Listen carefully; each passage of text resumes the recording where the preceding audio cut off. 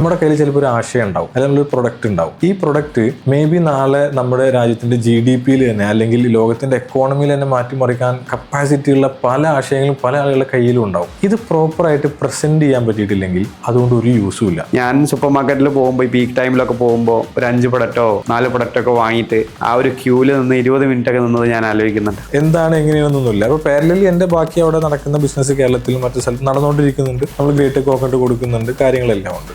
Problem solve ചെയ്യാന്നുള്ളൂ, ബാക്കിയുള്ള കാര്യങ്ങളൊക്കെ അത് കഴിഞ്ഞിട്ട്. അതെ, എനിക്ക് ബാക്ക്ഗ്രൗണ്ട് എന്ന് പറയാനായിട്ട് ഈ പറയുന്ന പോലെ ഒരു ഫിനാൻഷ്യൽ വലിയ ബാക്ക്ഗ്രൗണ്ട് ആയിട്ടോ അല്ലെങ്കിൽ എന്നിൽ ആരും ഇൻവെസ്റ്റ് ചെയ്യാനായിട്ട് ഞാൻ പ്രൂവ് ചെയ്തിട്ടില്ല. ഇതിന്റെ ഒരു എക്സ്പീരിയൻസ് എനിക്കില്ല. പിന്നെ ആ സമയത്ത് ഞാൻ പഠിച്ചുകൊണ്ടിരിക്കുകയാണ്, വേറെ എവിടെ എനിക്ക് പോയിട്ട് ചെയ്യാൻ കഴിയില്ല. നെക്സ്റ്റ് പ്രോബ്ലം അതായി. അതെ, ഷെൽഫ് ലൈഫ് ആദ്യം സോൾവ് ചെയ്തു, പിന്നെ അതിനുള്ള നാച്ചുറൽ മെറ്റീരിയൽസ് ഉപയോഗിച്ചുള്ള പാക്കേജിങ് സോൾവ് ചെയ്തു, നെക്സ്റ്റ് കോസ്റ്റ് ആയി. ഒരുപാട് പ്രോസസ്സിലൂടെ പോയിട്ട് തന്നെയാണ് ഒരു സൂപ്പർ മാർക്കറ്റിലോ അല്ലെങ്കിൽ ഏതെങ്കിലും ഷെൽഫിൽ ആ പ്രൊഡക്റ്റ് കയറിയിരിക്കുന്നത്. ഇപ്പൊ എന്റെ കേസിലാണെന്നുണ്ടെങ്കിൽ പോലും നമ്മളൊരു എല്ലാം സ്ക്രാച്ചിൽ നിന്നാണല്ലോ ബിൽഡ് ചെയ്യുന്നത്. അപ്പോൾ ഞാൻ ഇതിനൊരു പ്രൊഡക്റ്റ് ഇല്ലേ, ഒരു സൊല്യൂഷൻ ഇല്ലേ എന്നൊക്കെ വിചാരിക്കും. നമ്മുടെ ചാനലിൽ കൂടുതലും ടെക് പ്രൊഡക്ട്സിനെ പറ്റിയാണ് നമ്മൾ ഡിസ്കസ് ചെയ്യാറ്. പക്ഷേ ഇന്ന് നമ്മുടെ കൂടെയുള്ള ആൾ ഒരു ഫുഡ് പ്രൊഡക്റ്റ് മാർക്കറ്റിൽ ക്രിയേറ്റ് ചെയ്യുകയും ഒരു യുണീക്കായിട്ടുള്ള പ്രൊഡക്റ്റ് മാർക്കറ്റിൽ ക്രിയേറ്റ് ചെയ്യുകയും കേരളവും GCC അടക്കമുള്ള മാർക്കറ്റുകളിൽ അത് ഡിസ്ട്രിബ്യൂട്ട് ചെയ്യുകയും നമ്മുടെ ഷെൽഫിൽ സാധനം എത്തിക്കുകയും ചെയ്തിട്ടുള്ള ആളാണ് നമ്മുടെ കൂടെ ഉള്ളത്. ഫുഡ് മാനിയ എന്നുള്ള കമ്പനിയുടെ ഫൗണ്ടർ ആയിട്ടുള്ള അനസ് ആണ് ഇന്നത്തെ IWB ടോക്കിലെ guest. Anas, welcome to IWB talks. Thank you so much. അനസിനെ ഞാൻ കൊണ്ടുവരാനുള്ള റീസൺ എന്താണെന്ന് വെച്ച് കഴിഞ്ഞാൽ, നമുക്ക് നമ്മുടെ ഈ ഓൺലൈൻ കണ്ടന്റുകളിൽ തന്നെ ഒരു e-commerce എങ്ങനെ സ്റ്റാർട്ട് ചെയ്യാം, അല്ലെങ്കിൽ ഒരു ആപ്പ് എങ്ങനെ ബിൽഡ് ചെയ്യാം എന്നൊക്കെ പറഞ്ഞിട്ട് ഒരുപാട് റിസോഴ്സസ് അവൈലബിൾ ആണ്. പക്ഷേ ഒരു ഫുഡ് പ്രൊഡക്റ്റ്, നിങ്ങൾക്കൊരു അച്ചാറിൻ്റെ കമ്പനി അല്ലെങ്കിൽ ഒരു എന്തെങ്കിലും പ്രോസസ്ഡ് ആയിട്ടുള്ള ഫുഡ് അല്ലെങ്കിൽ ഒരു പാക്കഡ് ഫുഡിൻ്റെ ഈ കാര്യങ്ങൾ ഒരു ബിസിനസ്സായിട്ട് സ്റ്റാർട്ട് ചെയ്യണമെന്നുണ്ടെങ്കിൽ ഇതിലുള്ള ഒരുപാട് മിസ്സിങ് പോയിന്റ്സ് ഉണ്ട്. എങ്ങനെ ഞാൻ R&D ചെയ്യും, എങ്ങനെ ഞാൻ ഫാക്ടറി തുടങ്ങും, എങ്ങനെ അതിൻ്റെ രജിസ്ട്രേഷൻസ് എടുക്കും, ഇതുപോലത്തെ കാര്യങ്ങളൊക്കെ ഒരു എക്സ്പീരിയൻസ്ഡ് ആയിട്ടുള്ള ഒരു ഓൺടർപ്രണർ അടുത്ത് നിന്ന് തന്നെ ചോദിച്ച് മനസ്സിലാക്കണമെന്നുള്ള സമയത്താണ് അനസ് എൻ്റെ മുന്നിലെത്തിപ്പെട്ടത്.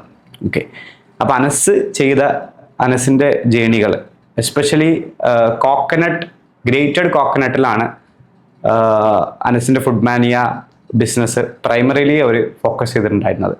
അപ്പോൾ അതിന് അവർ ഫേസ് ചെയ്ത ചലഞ്ചസ്, അവർ കയ്യിൽ നിന്ന് കിട്ടിയിട്ടുള്ള അച്ചീവ്മെൻറ്റ്സ്, ഈ കാര്യങ്ങളൊക്കെ ആയിരിക്കും നമ്മുടെ ഈ ഒരു നെക്സ്റ്റ് 1 to 2 hours നമ്മൾ ഡിസ്കസ് ചെയ്യുന്നത്. So Anas, once again welcome to the show. Thank you so much. So അനസിന് ഞാൻ കണ്ട ആ ഒരു സ്റ്റോറിയും കൂടി ജസ്റ്റ് പറയാം.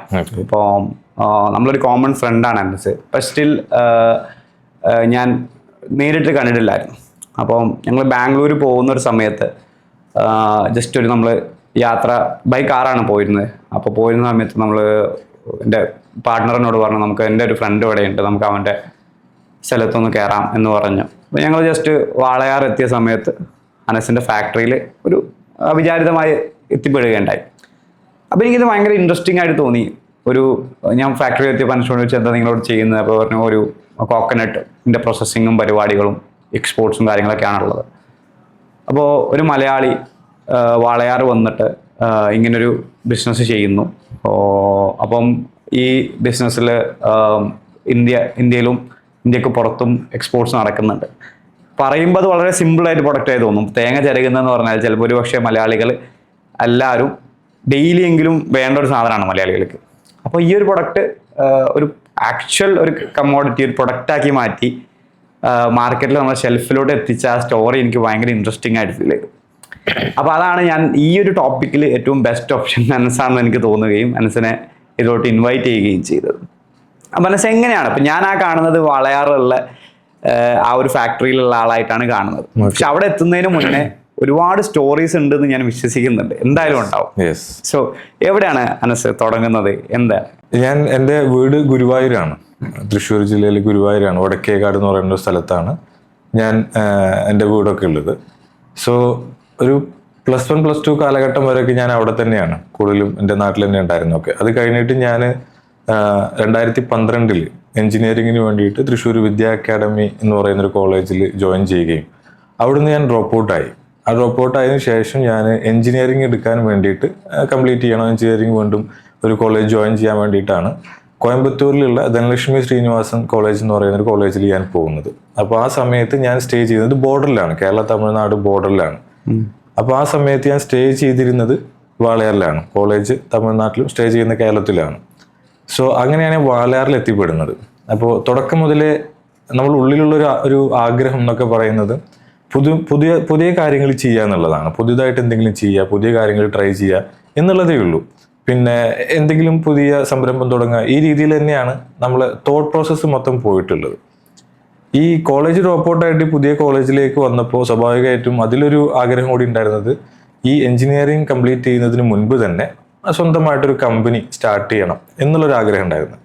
സോ ആ ബേസിൽ ഞാൻ എൻ്റെ എഞ്ചിനീയറിങ്ങിൻ്റെ 4ാമത്തെ വർഷം ഫൈനൽ ഇയറിൽ എൻ്റെ ആദ്യത്തെ കമ്പനി സ്റ്റാർട്ട് ചെയ്തു. എൻ്റെ 23ാമത്തെ വയസ്സിലാണ് ഞാൻ എൻ്റെ ആദ്യത്തെ കമ്പനി സ്റ്റാർട്ട് ചെയ്യുന്നത്. അതാണ് ഈ ഫുഡ് മാനിയ എന്ന് പറയുന്ന കമ്പനി. അന്ന് പ്രൊപ്പറേറ്റർഷിപ്പിൽ ഞാൻ മാത്രമായിട്ട് സ്റ്റാർട്ട് ചെയ്യുന്ന ഒരു കമ്പനിയാണ്. നമ്മൾ ചെയ്തിരുന്നത് ഗ്രേറ്റഡ് കോക്കനട്ട് ആണ്. തേങ്ങ ചിരകി ബ്രാൻഡ് ചെയ്ത് വിൽക്കുന്നു എന്നുള്ള സാധാ ഒരു ബിസിനസ് നമ്മൾ ചെയ്തിരുന്നത്. ഞാൻ അതിലേക്ക് എത്തിപ്പെടുന്നത് അഗെയിൻ ഈ പറഞ്ഞ രീതിയിൽ പുതുതായിട്ട് എന്ത് ചെയ്യാൻ കഴിയും എന്നുള്ള പല എക്സ്പെരിമെന്റുകളും പല പ്രൊഡക്റ്റുകളും പല കാര്യങ്ങളും അങ്ങനെ എക്സ്പെരിമെന്റ് ചെയ്ത് നോക്കുന്ന സമയത്ത് ഒരു സ്പാർക്ക് വന്ന ഒരു കാര്യത്തിലായിരുന്നു ഞാൻ ഇതിലേക്ക് എത്തിപ്പെടുന്നത്. അപ്പൊ അതിനു മുൻപ് ഞാൻ ഒരു ടീഷർട്ടിന്റെ ഒരു വൈൽഡ് മാൻ എന്ന് പറഞ്ഞിട്ട് ബ്രാൻഡൊക്കെ ക്രിയേറ്റ് ചെയ്യാൻ നോക്കി. അതുപോലെ മൾട്ടിപ്പിൾ പ്രൊജക്ടുകളിൽ എക്സ്പെരിമെന്റ് ചെയ്യുന്നുണ്ടായിരുന്നു. ഇതിലേക്ക് ആ ഒരു സമയത്ത് പല സാധനവും ട്രൈ ചെയ്യാനുള്ളതായിരിക്കും. കോളേജൊക്കെ ആകുമ്പോൾ നമുക്ക് എന്തും ട്രൈ ചെയ്ത് നോക്കാൻ പറ്റും. തീർച്ചയായിട്ടും ആ ഒരു സ്റ്റേജിൽ ഈ പറയുന്ന പല പ്രൊഡക്റ്റുകളും പല ഏത് വെച്ച് സ്റ്റാർട്ട് ചെയ്യണം എന്നൊക്കെയുള്ള രീതിയിൽ ഇങ്ങനെ ട്രൈ ഔട്ട് ചെയ്തുകൊണ്ടേ ഇരിക്കുകയാണ്. അങ്ങനെയാണ് ഈ ഓക്കെ ടീഷർട്ടിൽ തന്നെ നമുക്കൊരു പുതുമ കൊണ്ടുവരാം. അന്ന് നമ്മൾ ഉദ്ദേശിച്ചിരുന്നത് ഇന്ന് മാർക്കറ്റിലൊക്കെ ഉണ്ട്, അത്ര വലിയ പുതുമകളല്ല, എന്നാലും അത് നമ്മൾ ഈ വെള്ളമൊക്കെ ആയിട്ടുണ്ടെങ്കിലൊന്നും അതിൽ വരാത്ത രീതിയിൽ അങ്ങനത്തെ അപ്പൊ ടീഷർട്ട് മാത്രം ബ്രാൻഡ് ചെയ്യാം, വൈൽഡ് മാൻ എന്നുള്ള പേരിടുന്നു, ബ്രാൻഡിങ്ങിന്റെ ഒക്കെ വേണ്ടി ചെയ്യുന്നു. പാരലലി വലിയ വലിയ പ്രൊജക്ടുകളുടെ ആശയങ്ങളും ഡിസ്കഷൻസ് ഒക്കെ നടക്കുന്നുണ്ട്. ബട്ട് ആ സമയത്താണ് എൻ്റെ ഒരു സുഹൃത്തുണ്ട് ട്രിവാൻഡ്രത്ത്. ഞങ്ങളൊരു കോളിൽ സംസാരിക്കുന്ന സമയത്ത് ഇങ്ങനെ പറഞ്ഞു, അവിടെ ഇങ്ങനെ ഗ്രേറ്റ് കോക്കനട്ട് തേങ്ങ ചിരവി ചെയ്ത് കിട്ടാനുള്ള ബുദ്ധിമുട്ട്, അവരൊരു സൂപ്പർ മാർക്കറ്റിൽ പോയപ്പോൾ ചിരവി കൊടുക്കുന്നതിൻ്റെയൊക്കെ ബുദ്ധിമുട്ടൊന്നും കിട്ടാനില്ല എന്നൊക്കെ പറയുന്നത്. അങ്ങനെയാണ് ആ ഐഡിയ ആക്ച്വലി കിട്ടുന്നത്. അന്ന് അത് അതിനെക്കുറിച്ച് ആലോചിക്കുന്നു. സോ ഓക്കെ ഇങ്ങനെ ഒരു പ്രൊഡക്റ്റ് ഇല്ലേ, കാരണം നമ്മൾ ചിന്തിക്കുന്നില്ലല്ലോ, നമുക്കിത് അവൈലബിൾ ആണ്, നമുക്ക് ആവശ്യമുള്ളപ്പോഴൊക്കെ ഇത് കിട്ടുന്നുണ്ട്. ഇതിനെക്കുറിച്ച് കൂടുതൽ പഠിക്കാൻ തുടങ്ങി. ആ സ്റ്റഡി കൊണ്ടെത്തിച്ചത് ഓക്കെ ഇതിൽ വലിയൊരു പൊട്ടൻഷ്യൽ ഉണ്ട് എന്നുള്ള ഒരു റിസൾട്ടിലേക്കാണ് എത്തിച്ചത്. സോ ആ സമയത്ത് അഗെയിൻ ഈ വൈൽഡ് മാൻ എന്ന് പറയുന്ന ബ്രാൻഡിനെ ഞാൻ ഓൾമോസ്റ്റ് ഇങ്ങനെ സ്റ്റാർട്ട് ചെയ്തിട്ടുള്ളൂ, മീൻസ് അതിൻ്റെ ബാക്ക് എൻഡ് വർക്കുകൾ കാര്യങ്ങളൊക്കെ സ്റ്റാർട്ട് ചെയ്തിട്ടുള്ളൂ. സോ എനിക്ക് ഈസിലി ഷിഫ്റ്റ് ചെയ്യാൻ പറ്റുന്ന ഒരു ടൈം തന്നെയായിരുന്നു. ആ സമയത്ത് ആ വൈൽഡ് മാൻ അതെല്ലാം മാറ്റിയിട്ട് നേരെ ഈ ഫുഡ് മാനിയ എന്നുള്ളൊരു ബ്രാൻഡിൽ സ്റ്റാർട്ട് ചെയ്യുന്നു. ഗ്രേറ്റഡ് കോക്കനട്ട് പ്രോഡക്റ്റ് വെച്ച് സ്റ്റാർട്ട് ചെയ്യുന്നു. അതിന് വേണ്ടിയിട്ട് ഞാൻ വാളയാറിൽ തന്നെയുള്ള ഒരു ചെറിയ സ്പേസ്, ഒരു 100 to 150 സ്ക്വയർ ഫീറ്റിലുള്ള ഒരു സ്പേസ് എടുക്കുന്നു. അവിടെ ഇങ്ങനെ ഒരു കമ്പനി കാര്യങ്ങളൊക്കെ ആയിട്ട് പ്രൊപ്പറേറ്റർഷിപ്പിൽ രജിസ്റ്റർ ചെയ്യുന്നു. ഇതായിരുന്നു എൻ്റെ തുടക്കം. വാളയാർ എത്തിയത് എനിക്കൊന്ന് അവിടെ നിങ്ങൾ താമസിച്ചുകൊണ്ട് വാളയാറിൽ നിന്ന് സ്റ്റാർട്ട് ചെയ്യാന്നുള്ളതാണ് ഉദ്ദേശം. അതുകൊണ്ട് മാത്രമാണ്, കാരണം അന്നത്തെ എനിക്ക് ബാക്ക്ഗ്രൗണ്ട് എന്ന് പറയാനായിട്ട് ഈ പറയുന്ന പോലെ ഒരു ഫിനാൻഷ്യൽ വലിയ ബാക്ക്ഗ്രൗണ്ട് ആയിട്ടോ അല്ലെങ്കിൽ എന്നിൽ ആരും ഇൻവെസ്റ്റ് ചെയ്യാനായിട്ട് ഞാൻ പ്രൂവ് ചെയ്തിട്ടില്ല. ഇതിന്റെ ഒരു എക്സ്പീരിയൻസ് എനിക്കില്ല. പിന്നെ ആ സമയത്ത് ഞാൻ പഠിച്ചുകൊണ്ടിരിക്കുകയാണ്, വേറെ എവിടെ എനിക്ക് പോയിട്ട് ചെയ്യാൻ കഴിയില്ല. കൂടുതൽ ഇൻഡെപ്ത് ആയിട്ട് ആ സമയത്ത് അത്രയും ഇൻഡെപ്ത് ആയിട്ട് നമ്മൾ പോയിട്ടുമില്ല. അപ്പോൾ ഒബ്വിയസ്ലി അവിടെ തന്നെ സ്റ്റാർട്ട് ചെയ്യാനുള്ള ഒരു ഓപ്ഷൻ ഉള്ളൂ. അത് കൂടാതെ അന്ന് നമുക്ക് കിട്ടുന്ന പോക്കറ്റ് മണിയിൽ നിന്ന്, വീട്ടിൽ നിന്ന് കിട്ടുന്ന പോക്കറ്റ് മണി കാര്യങ്ങളാണ് സ്റ്റാർട്ട് ചെയ്യുന്നത്. ഇങ്ങനെയാണ് അതിലേക്ക് എത്തുന്നത് ഞാൻ. അല്ല, അപ്പം ഗ്രേറ്റഡ് കോക്കനട്ട് എന്ന് പറഞ്ഞു. ഗ്രേറ്റഡ് കോക്കനട്ടിൽ ഇപ്പം ഞാനൊരു വളരെ ഇതായിട്ടുള്ള ലേമാൻ എന്നുള്ള രീതിയിൽ ചോദിക്കുകയാണ്, എന്താണ് ഗ്രേറ്റഡ് കോക്കനട്ടിൽ ഇത്ര വലിയ റോക്കറ്റ് സയൻസ് എന്നുള്ളൊരു ക്വസ്റ്റ്യൻ ഉണ്ടല്ലോ. എന്താണ് അതിൻ്റെ ഒരു തേങ്ങ എടുക്കുന്നു, ചിരകുന്നു, എന്താണ് what is your innovation in it? Yes, അതിൽ ഒരു റോക്കറ്റ് സയൻസ് എന്ന് പറയാൻ പറ്റില്ല. അതിന്റെ ഷെൽഫ് ലൈഫ് ആയിരുന്നു കാര്യം. കാരണം എന്ന് വെച്ച് കഴിഞ്ഞാൽ ഇത് നമ്മൾ ചിരകി വെച്ചിട്ടുണ്ടെങ്കിൽ അത് ഒരു ദിവസമാകുമ്പോഴത്തേനും അതിന്റെ ടെക്സ്ചർ മാറും, സ്മെല്ല് മാറും, കംപ്ലീറ്റ്ലി അത് നമുക്ക് യൂസ് ചെയ്യാൻ പറ്റാത്ത രീതിയിലേക്ക് മാറും. പിന്നെ നമുക്കൊരു ഫ്രഷ്നെസ് മേ ബി ഫീൽ ചെയ്യില്ല. അപ്പൊ അതിൽ ആദ്യം ഉണ്ടായിരുന്നത് ഇതിന്റെ ഷെൽഫ് ലൈഫ് ക്രാക്ക് ചെയ്യുക എന്നുള്ള ഒരു ചലഞ്ചായിരുന്നു എടുത്തിട്ടുണ്ടായിരുന്നത്. അത് നമുക്ക് ക്രാക്ക് ചെയ്യാൻ പറ്റും. പ്രിസർവേറ്റീവ്സോ കാര്യങ്ങളൊന്നും ഇല്ലാതെ തന്നെ 6 months ലൈഫിൽ ബ്ലാസ്റ്റ് ഫ്രീസിങ് ടെക്നോളജി എന്നുള്ള ടെക്നോളജി, അതൊക്കെ എക്സിസ്റ്റിംഗ് ടെക്നോളജിയാണ് കേട്ടോ. പക്ഷെ അതിലൊക്കെ നമ്മൾ ഈ ബ്ലാസ്റ്റ് ഫ്രീസിങ് നമുക്ക് ചെയ്യണമെന്നുണ്ടെങ്കിൽ അതിന്റെ ഇൻവെസ്റ്റ്മെന്റ് ഹ്യൂജ് എമൗണ്ട് ആണ്. അപ്പോൾ അവിടെയൊക്കെയാണ് എനിക്ക് തോന്നുന്നു അന്ന് തന്നെ ഒരു 15 to 20 ലക്ഷം രൂപയുടെ ഇൻവെസ്റ്റ്മെന്റ് ഉണ്ടെങ്കിൽ ബ്ലാസ്റ്റ് ഫ്രീസിങ്ങിന്റെ മെഷീനറീസ് നമുക്ക് ചെയ്യാൻ കഴിയുള്ളൂ. അങ്ങനെയുള്ള കാര്യങ്ങളിലായിരുന്നു നമ്മൾ സീറോ കോസ്റ്റിൽ നിൽക്കുന്ന ആൾ എങ്ങനെയാണ് ഇത് ചെയ്യുക എന്നുള്ള രീതിയിലേക്ക് നമ്മൾ തന്നെ സൊല്യൂഷൻ കാണുന്നത്. അങ്ങനത്തെ ചില സൊല്യൂഷൻസ് കാണുന്നു. അങ്ങനെയാണ് ഈ പ്രൊഡക്റ്റിലേക്ക് നമ്മൾ കംപ്ലീറ്റ്ലി എത്തി അത് വെച്ച് സ്റ്റാർട്ട് ചെയ്യുന്നത്. ദെൻ ആ പ്രോഡക്റ്റ് നമ്മൾ ഇനീഷ്യലി ചെറിയ നമ്മൾ തൊട്ടടുത്ത് തന്നെയുള്ള പാലക്കാട് മാർക്കറ്റിൽ അങ്ങനെയൊക്കെ നമ്മൾ ഇറക്കുന്നു. പിന്നെ അങ്ങനെ പാക്കായിട്ട് ഒരു പാക്കായിട്ട് അങ്ങനെയല്ല ഉണ്ടാവുക, ഒരു ഇത്ര ക്വാണ്ടിറ്റിയുടെ ഒരു പാക്കായിട്ട് അങ്ങനെ. അന്ന് സ്റ്റാർട്ട് ചെയ്ത് ഒരു 200 ഗ്രാംസിന്റെ ഒരു പാക്കറ്റ് ആയിരുന്നു. ഇപ്പൊ ഒരുപാട് ഷെൽഫിലൊക്കെ ഞാനത് കാണുന്നുണ്ട്. പല ബ്രാൻഡുകളുടെ പ്രൊഡക്റ്റ് ഇങ്ങനെ ഈവൻ ഞാൻ വാങ്ങുന്ന സൂപ്പർ മാർക്കറ്റ്സിലും ഇങ്ങനെ പല സാധനങ്ങളും കണ്ടിട്ടുണ്ട്. ആ ഒരു കാറ്റഗറി തന്നെയാണ് നിങ്ങളുടെ പ്രൊഡക്റ്റ്. അത് ചോദിക്കാനുള്ള കാരണം ഞാൻ നേരത്തെ പറഞ്ഞല്ലോ, ഇതൊക്കെ വലിയ സംഭവമാണോ അല്ലെങ്കിൽ ഇതിനെന്താ റോക്കറ്റ് സയൻസ് ചോദിക്കാനുള്ള കാരണം, നമ്മൾ ഒരു ദിവസം പോയിട്ട് ഒരു സൂപ്പർ മാർക്കറ്റിന്റെ ഷെൽഫിൽ നിന്ന് എടുത്ത് വെക്കുന്ന എന്ത് പ്രൊഡക്റ്റ് ആയാലും, ഒരു അച്ചാറാവാം, അല്ലെങ്കിൽ ഒരു തേങ്ങയുടെ പ്രൊഡക്റ്റ് ആവാം, അല്ലെങ്കിൽ എന്തെങ്കിലും ഒരു പ്രോസസ്സർ ഫുഡ് ആവാം, ഇതിന്റെ ബിഹൈൻഡ് ദ സീൻ എന്താ നടക്കുന്നതെന്ന് ആരും അറിയുന്നില്ല. ഓക്കെ, അപ്പോൾ എനിക്കൊരു തേങ്ങ വാങ്ങുന്നു, ഞാൻ ചിരകുന്നു, അപ്പോൾ ഇറ്റ്സ് വെരി സിമ്പിൾ തിങ്. പക്ഷെ ഒരു കൊമേഴ്ഷ്യൽ ലെവലിൽ കൊണ്ടുവരുമ്പോഴാണ് അതിന്റെ ഷെൽഫ് ലൈഫ് ഉള്ളത്, അതിന്റെ ബാക്കി കുറെ ഫാക്ടേഴ്സ് ഉള്ളത്. അപ്പൊ ഇതൊക്കെ അൻസിന്റെ വായിൽ നിന്ന് കിട്ടാൻ വേണ്ടി തന്നെയാണ് ഞാൻ ആ ക്വസ്റ്റ്യൻ അങ്ങനെ ചോദിച്ചത്. ഒരു ലേമാൻ എപ്പോഴും അതാ ചിന്തിക്കുക, നമ്മൾ നോക്കുന്നു 100 രൂപക്ക് സാധനം കിട്ടുന്നു, വാങ്ങുന്നു, ഉപയോഗിക്കുന്നുണ്ടാണ്. പക്ഷെ ബിസിനസ് എന്ന് വരുമ്പോൾ അതിൽ ഒരുപാട് ചലഞ്ചസ് ഉണ്ട്. നമുക്ക് അത് 1 by 1 അതിലോട്ട് വരാം. നമ്മൾ സൂപ്പർ മാർക്കറ്റിൽ ഷെൽഫിൽ കാണുന്ന പ്രൊഡക്റ്റ് സിമ്പിൾ ആയിട്ടുള്ള പ്രൊഡക്റ്റ് ആയിരിക്കും, പക്ഷെ അതിന്റെ പിന്നിൽ ഒരുപാട് കാര്യങ്ങളും ചലഞ്ചസും ഉണ്ടാവും. അപ്പൊ അതിനെ പറ്റി എന്താ പറയുന്നത്? ഡെഫിനറ്റ്ലി, കാരണം അത് അത്രയും ഒരുപാട് പ്രോസസ്സിലൂടെ പോയിട്ട് തന്നെയാണ് ഒരു സൂപ്പർ മാർക്കറ്റിലോ അല്ലെങ്കിൽ ഏതെങ്കിലും ഷെൽഫിൽ ആ പ്രൊഡക്റ്റ് കയറിയിരിക്കുന്നത്. ഇപ്പോൾ എൻ്റെ കേസിലാണെന്നുണ്ടെങ്കിൽ പോലും നമ്മളൊരു എല്ലാം സ്ക്രാച്ചിൽ നിന്നാണല്ലോ ബിൽഡ് ചെയ്യുന്നത്. സോ ആ സമയത്ത് നമ്മളൊരു റൂം എടുത്തു. നേരത്തെ ഞാൻ പറഞ്ഞ പോലെ ഒരു 100 സ്ക്വയർ ഫീറ്റിലേക്കുള്ള റൂം എടുത്തിട്ട് അവിടെ ഒരു ഗ്രേറ്റിംഗ് മെഷീൻ കൊടുന്ന് വെച്ചു. ഇതൊക്കെയാണ് ആദ്യത്തെ ഇൻവെസ്റ്റ്മെൻറ്റുകൾ. ഒരു ഗ്രേറ്റിംഗ് മെഷീൻ കൊടുന്ന് വെച്ചു, ഒരു ചെറിയ ടേബിൾ ഇട്ടു. ഈ രീതിയിൽ നമ്മൾ തന്നെ വന്ന് കുറച്ച് കോക്കനട്ടൊക്കെ മേടിച്ച് അത് ഗ്രേറ്റ് ചെയ്യുന്നു. അപ്പോഴത്തേനും ഏത് പാക്കറ്റിലേക്ക് അത് പാക്ക് ചെയ്യണം, അങ്ങനെയുള്ള കാര്യങ്ങളൊക്കെ നമ്മൾ അടുത്തൊരു ഡിസൈനറെ കൊണ്ട് ഡിസൈൻ ചെയ്യിപ്പിക്കുന്നു. എന്നിട്ട് മാർക്കറ്റിൽ ആ സമയത്തൊക്കെ നമ്മൾ കൂടുതൽ പാക്കിങ്ങിനെ കുറിച്ചിട്ടും കാര്യങ്ങളൊക്കെ നമ്മളിങ്ങനെ മനസ്സിലാക്കി. ഇങ്ങനെ ഓരോ സ്റ്റെപ്പും കടന്നുപോയി അതിൻ്റെ പിന്നിലുള്ള ഒരുപാട് ഇത്തരത്തിലുള്ള കാര്യങ്ങൾ തീർത്ത് ഇതിൻ്റെ ഇടയ്ക്ക് കംപ്ലയൻസസിൻ്റെ കാര്യങ്ങൾ വരും, രജിസ്ട്രേഷൻസ്, ലൈസൻസുകൾ വേണ്ടത് വരും. ഇതെല്ലാം കഴിഞ്ഞിട്ടാണ് ഈ പറയുന്ന രീതിയിലേക്ക് ഒരു പ്രൊഡക്റ്റ് ഷെൽഫിലേക്ക് എത്തുന്നത്. ഇപ്പോൾ അഗെയിൻ എൻ്റെ ജേണിയിൽ അതുണ്ടായിരുന്നത്, എനിക്ക് അത് ഗൈഡ് ചെയ്യാനോ അല്ലെങ്കിൽ ഇങ്ങനത്തെ ഇൻസ്റ്റിറ്റ്യൂഷൻസോ കാര്യങ്ങളോ ഒന്നും ഇല്ലാത്തതുകൊണ്ട് തന്നെ അതെല്ലാം സ്വന്തമായിട്ട് പഠിക്കേണ്ട ഒരു സാഹചര്യം കൂടി എനിക്കുണ്ടായിരുന്നു. കാരണം എനിക്കിപ്പോഴും ഓർമ്മയുള്ളത് ഈ GST 2018 അതിൻ്റെ ഒരു ഇംപ്ലിമെൻറ്റേഷൻ കാര്യങ്ങളൊക്കെ വരുന്നത്. ആ സമയത്ത് ഒരുപാട് അൺസർട്ടനിറ്റീസ് ഉണ്ടായിരുന്നു. ഇത് എങ്ങനെയാണ് ചെയ്യേണ്ടത്, എന്താ രജിസ്ട്രേഷൻ, എങ്ങനെയാണെന്നുള്ള കാര്യങ്ങളൊക്കെ ആ സമയത്തൊക്കെ നമ്മളും ഒരുപാട് ഫേസ് ചെയ്തിരുന്നു. കാരണം അന്നൊരു എക്സംഷൻ ഉണ്ടായിരുന്നു, ഒരു 20 lakhs or 40 lakhs അതിൻ്റെ മുകളിലേക്ക് വരുന്ന ബിസിനസ്സിന് മാത്രമേ ഈ രജിസ്ട്രേഷൻസിൻ്റെ ആവശ്യമുള്ളൂ എന്നുണ്ടെങ്കിൽ പോലും ഞാൻ എൻ്റെ പ്രോഡക്റ്റ് മാർക്കറ്റ് ചെയ്യാൻ പോകുന്നത് സൂപ്പർ മാർക്കറ്റ്സിലാണ്. അവരെ സംബന്ധിച്ചിടത്തോളം GST രജിസ്ട്രേഷൻ ഇല്ലാണ്ട് അവർക്ക് അത് അക്സെപ്റ്റ് ചെയ്യാൻ പറ്റുന്നില്ല. അപ്പോൾ ഇങ്ങനെ ഒരു കോൺഫ്ലിക്റ്റ് അവിടെ വരുന്നു. ആ സമയത്ത് എനിക്ക് GST രജിസ്ട്രേഷൻ എടുക്കാൻ ഞാൻ നിർബന്ധിതനാകുകയാണ്. ആ സമയത്ത് GST രജിസ്ട്രേഷൻ എടുക്കാനൊക്കെ വേണ്ടിയിട്ട് ഞാൻ ഒരുപാട് CMR അടുത്തും കാര്യങ്ങൾ പോകുന്നു. അന്ന് ഈ പുതിയ ഇംപ്ലിമെന്റേഷന്റെ കാര്യങ്ങൾ അറിയുന്ന ആളുകൾ വളരെ ചുരുക്കമായിരുന്നു. അപ്പൊ അതിന് മുന്നത്തെ വാറ്റിലായിരിക്കും കൂടുതൽ ആൾക്കാർക്കും അന്ന് വാല്യൂ ടാക്സ് അറിവതിലായിരുന്നു ഉണ്ടായിരുന്നത്. തീർച്ചയായിട്ടും. അപ്പോൾ ഇതിലേക്ക് ആളുകൾ സ്വിച്ച് ചെയ്യുന്നുള്ളൂ, ഇതിനെക്കുറിച്ച് കൂടുതൽ പഠിക്കുന്നുള്ളൂ. അറിയാവുന്ന ആളുകൾക്ക് തന്നെ എന്നുണ്ടെങ്കിൽ അത് കംപ്ലീറ്റ് അറിയുന്നില്ല, മീൻസ് അതിൽ വലിയ ചാർജ് മേടിക്കുന്നു. എന്നെ സംബന്ധിച്ചിടത്തോളം എനിക്ക് സ്ക്രാച്ചിൽ നിന്ന് തുടങ്ങുന്നതുകൊണ്ട് നമുക്ക് എത്ര രൂപ സ്പെൻഡ് ചെയ്യാൻ പറ്റും എന്നുള്ളതിനൊക്കെ ലിമിറ്റ് ഉണ്ടല്ലോ. സോ ആ സമയത്ത് ഞാൻ ചെയ്ത ഒരു മെത്തേഡ് എന്ന് പറയുന്നത് അതിനെക്കുറിച്ചിരുന്ന് പഠിച്ച് സ്വന്തമായി GST രജിസ്ട്രേഷൻ എടുക്കുകയും അതിനുശേഷം ഓൾമോസ്റ്റ് ഒരു 1 year അതിൻ്റെ ഫയലിംഗ് ഞാൻ തന്നെ ചെയ്തത്. അത് കഴിഞ്ഞ് സ്കെയിൽ ചെയ്യുന്ന സമയത്താണ് ടീം ബിൽഡ് ചെയ്യുകയും അതുപോലെ തന്നെ ഡെലിഗേറ്റ് ചെയ്യാനുള്ള പ്രോസസ്സിലേക്കൊക്കെ എത്തിയത്. അന്നൊക്കെ പാലക്കാട് GST ഓഫീസിലേക്ക് ഞാൻ നിരന്തരം വിളിക്കും. കാരണം 2 രീതിയിലാണ്. ഒന്ന്, ഈ അക്കൗണ്ടിങ് കാര്യങ്ങളെ കുറിച്ചിട്ടും ഞാൻ പഠിച്ചുകൊണ്ടിരിക്കുകയാണ്, പിന്നെ GSTനെ കുറിച്ചിട്ടും ഞാൻ പഠിച്ചുകൊണ്ടിരിക്കുകയാണ്. അപ്പോൾ ഡെയിലി വിളിക്കും. ഈ വിളിച്ച് ഇവരോട് ഇങ്ങനെ ഓരോ ഡൗട്ട് ചോദിക്കും. ഇതെങ്ങനെയാണ് ചെയ്യുക, ഇത് എന്താണ്, എവിടെയാണ് സ്റ്റക്ക് ആവുന്നത് എന്നുള്ളതൊക്കെ. എനിക്ക് ഒന്ന് ഗൂഗിളൊന്ന് സെർച്ച് ചെയ്താൽ ആൻസർ കിട്ടുന്ന ഒരു സാധനം ആയിരിക്കില്ല അത്. അല്ല, കാരണം അത് ഇംപ്ലിമെന്റ് ചെയ്തിട്ടല്ലേ ഉള്ളൂ, ഡാറ്റാസ് അത്ര അധികം ഇല്ല. സോ അവിടുന്ന് ഒരു പോയിന്റ് എത്തിയേക്ക് ഫോണിലൂടെ നടക്കില്ല എന്ന് കണ്ടേക്ക് നേരെ GST ഓഫീസിൽ പോകാൻ തുടങ്ങി. നിരന്തരം GST ഓഫീസിലേക്ക് പോകും. എനിക്ക് അവിടുന്ന് ഒരു ഇത്തരം ഒരു കട്ടിയുള്ള ഒരു ബുക്കൊക്കെ തന്നിട്ടുണ്ട്. എന്നിട്ട് എന്നോട് പറഞ്ഞു, അനസ്, അപ്പോൾ ഇതിന് പരിചയമായി, കാരണം ഒരു സ്ഥിരം കയറി പോവാണല്ലോ. അപ്പോൾ അനസ്, ഇതാണ് ഞങ്ങളുടെ കയ്യിലുള്ള ബുക്ക്, ഓക്കെ, ഇതിൽ നിങ്ങൾക്ക് വേണ്ട കാര്യങ്ങൾ ഉണ്ടാവും, ഇത് അനസ് എടുത്തോളൂ, ഇതിങ്ങനെ കൊടുക്കാനുള്ളതെന്നൊക്കെ പറഞ്ഞിട്ട് ഞാൻ അത് റെഫർ ചെയ്യുന്നു. അങ്ങനെയാണ് ആ ഒരു പ്രോസസ്സുകൾ. ഇതേപോലെ ഓരോ പ്രോസസ്സുകൾ, ഇപ്പോൾ R&Dയിലായിക്കോട്ടെ, പാക്കിംഗ് ആയിക്കോട്ടെ, മാർക്കറ്റിംഗ് ആയിക്കോട്ടെ, ഇതെല്ലാം ഉള്ളത് കംപ്ലീറ്റ്ലി സ്ക്രാച്ചിൽ നിന്നാണ് കാര്യങ്ങൾ വന്നിട്ടുള്ളത്.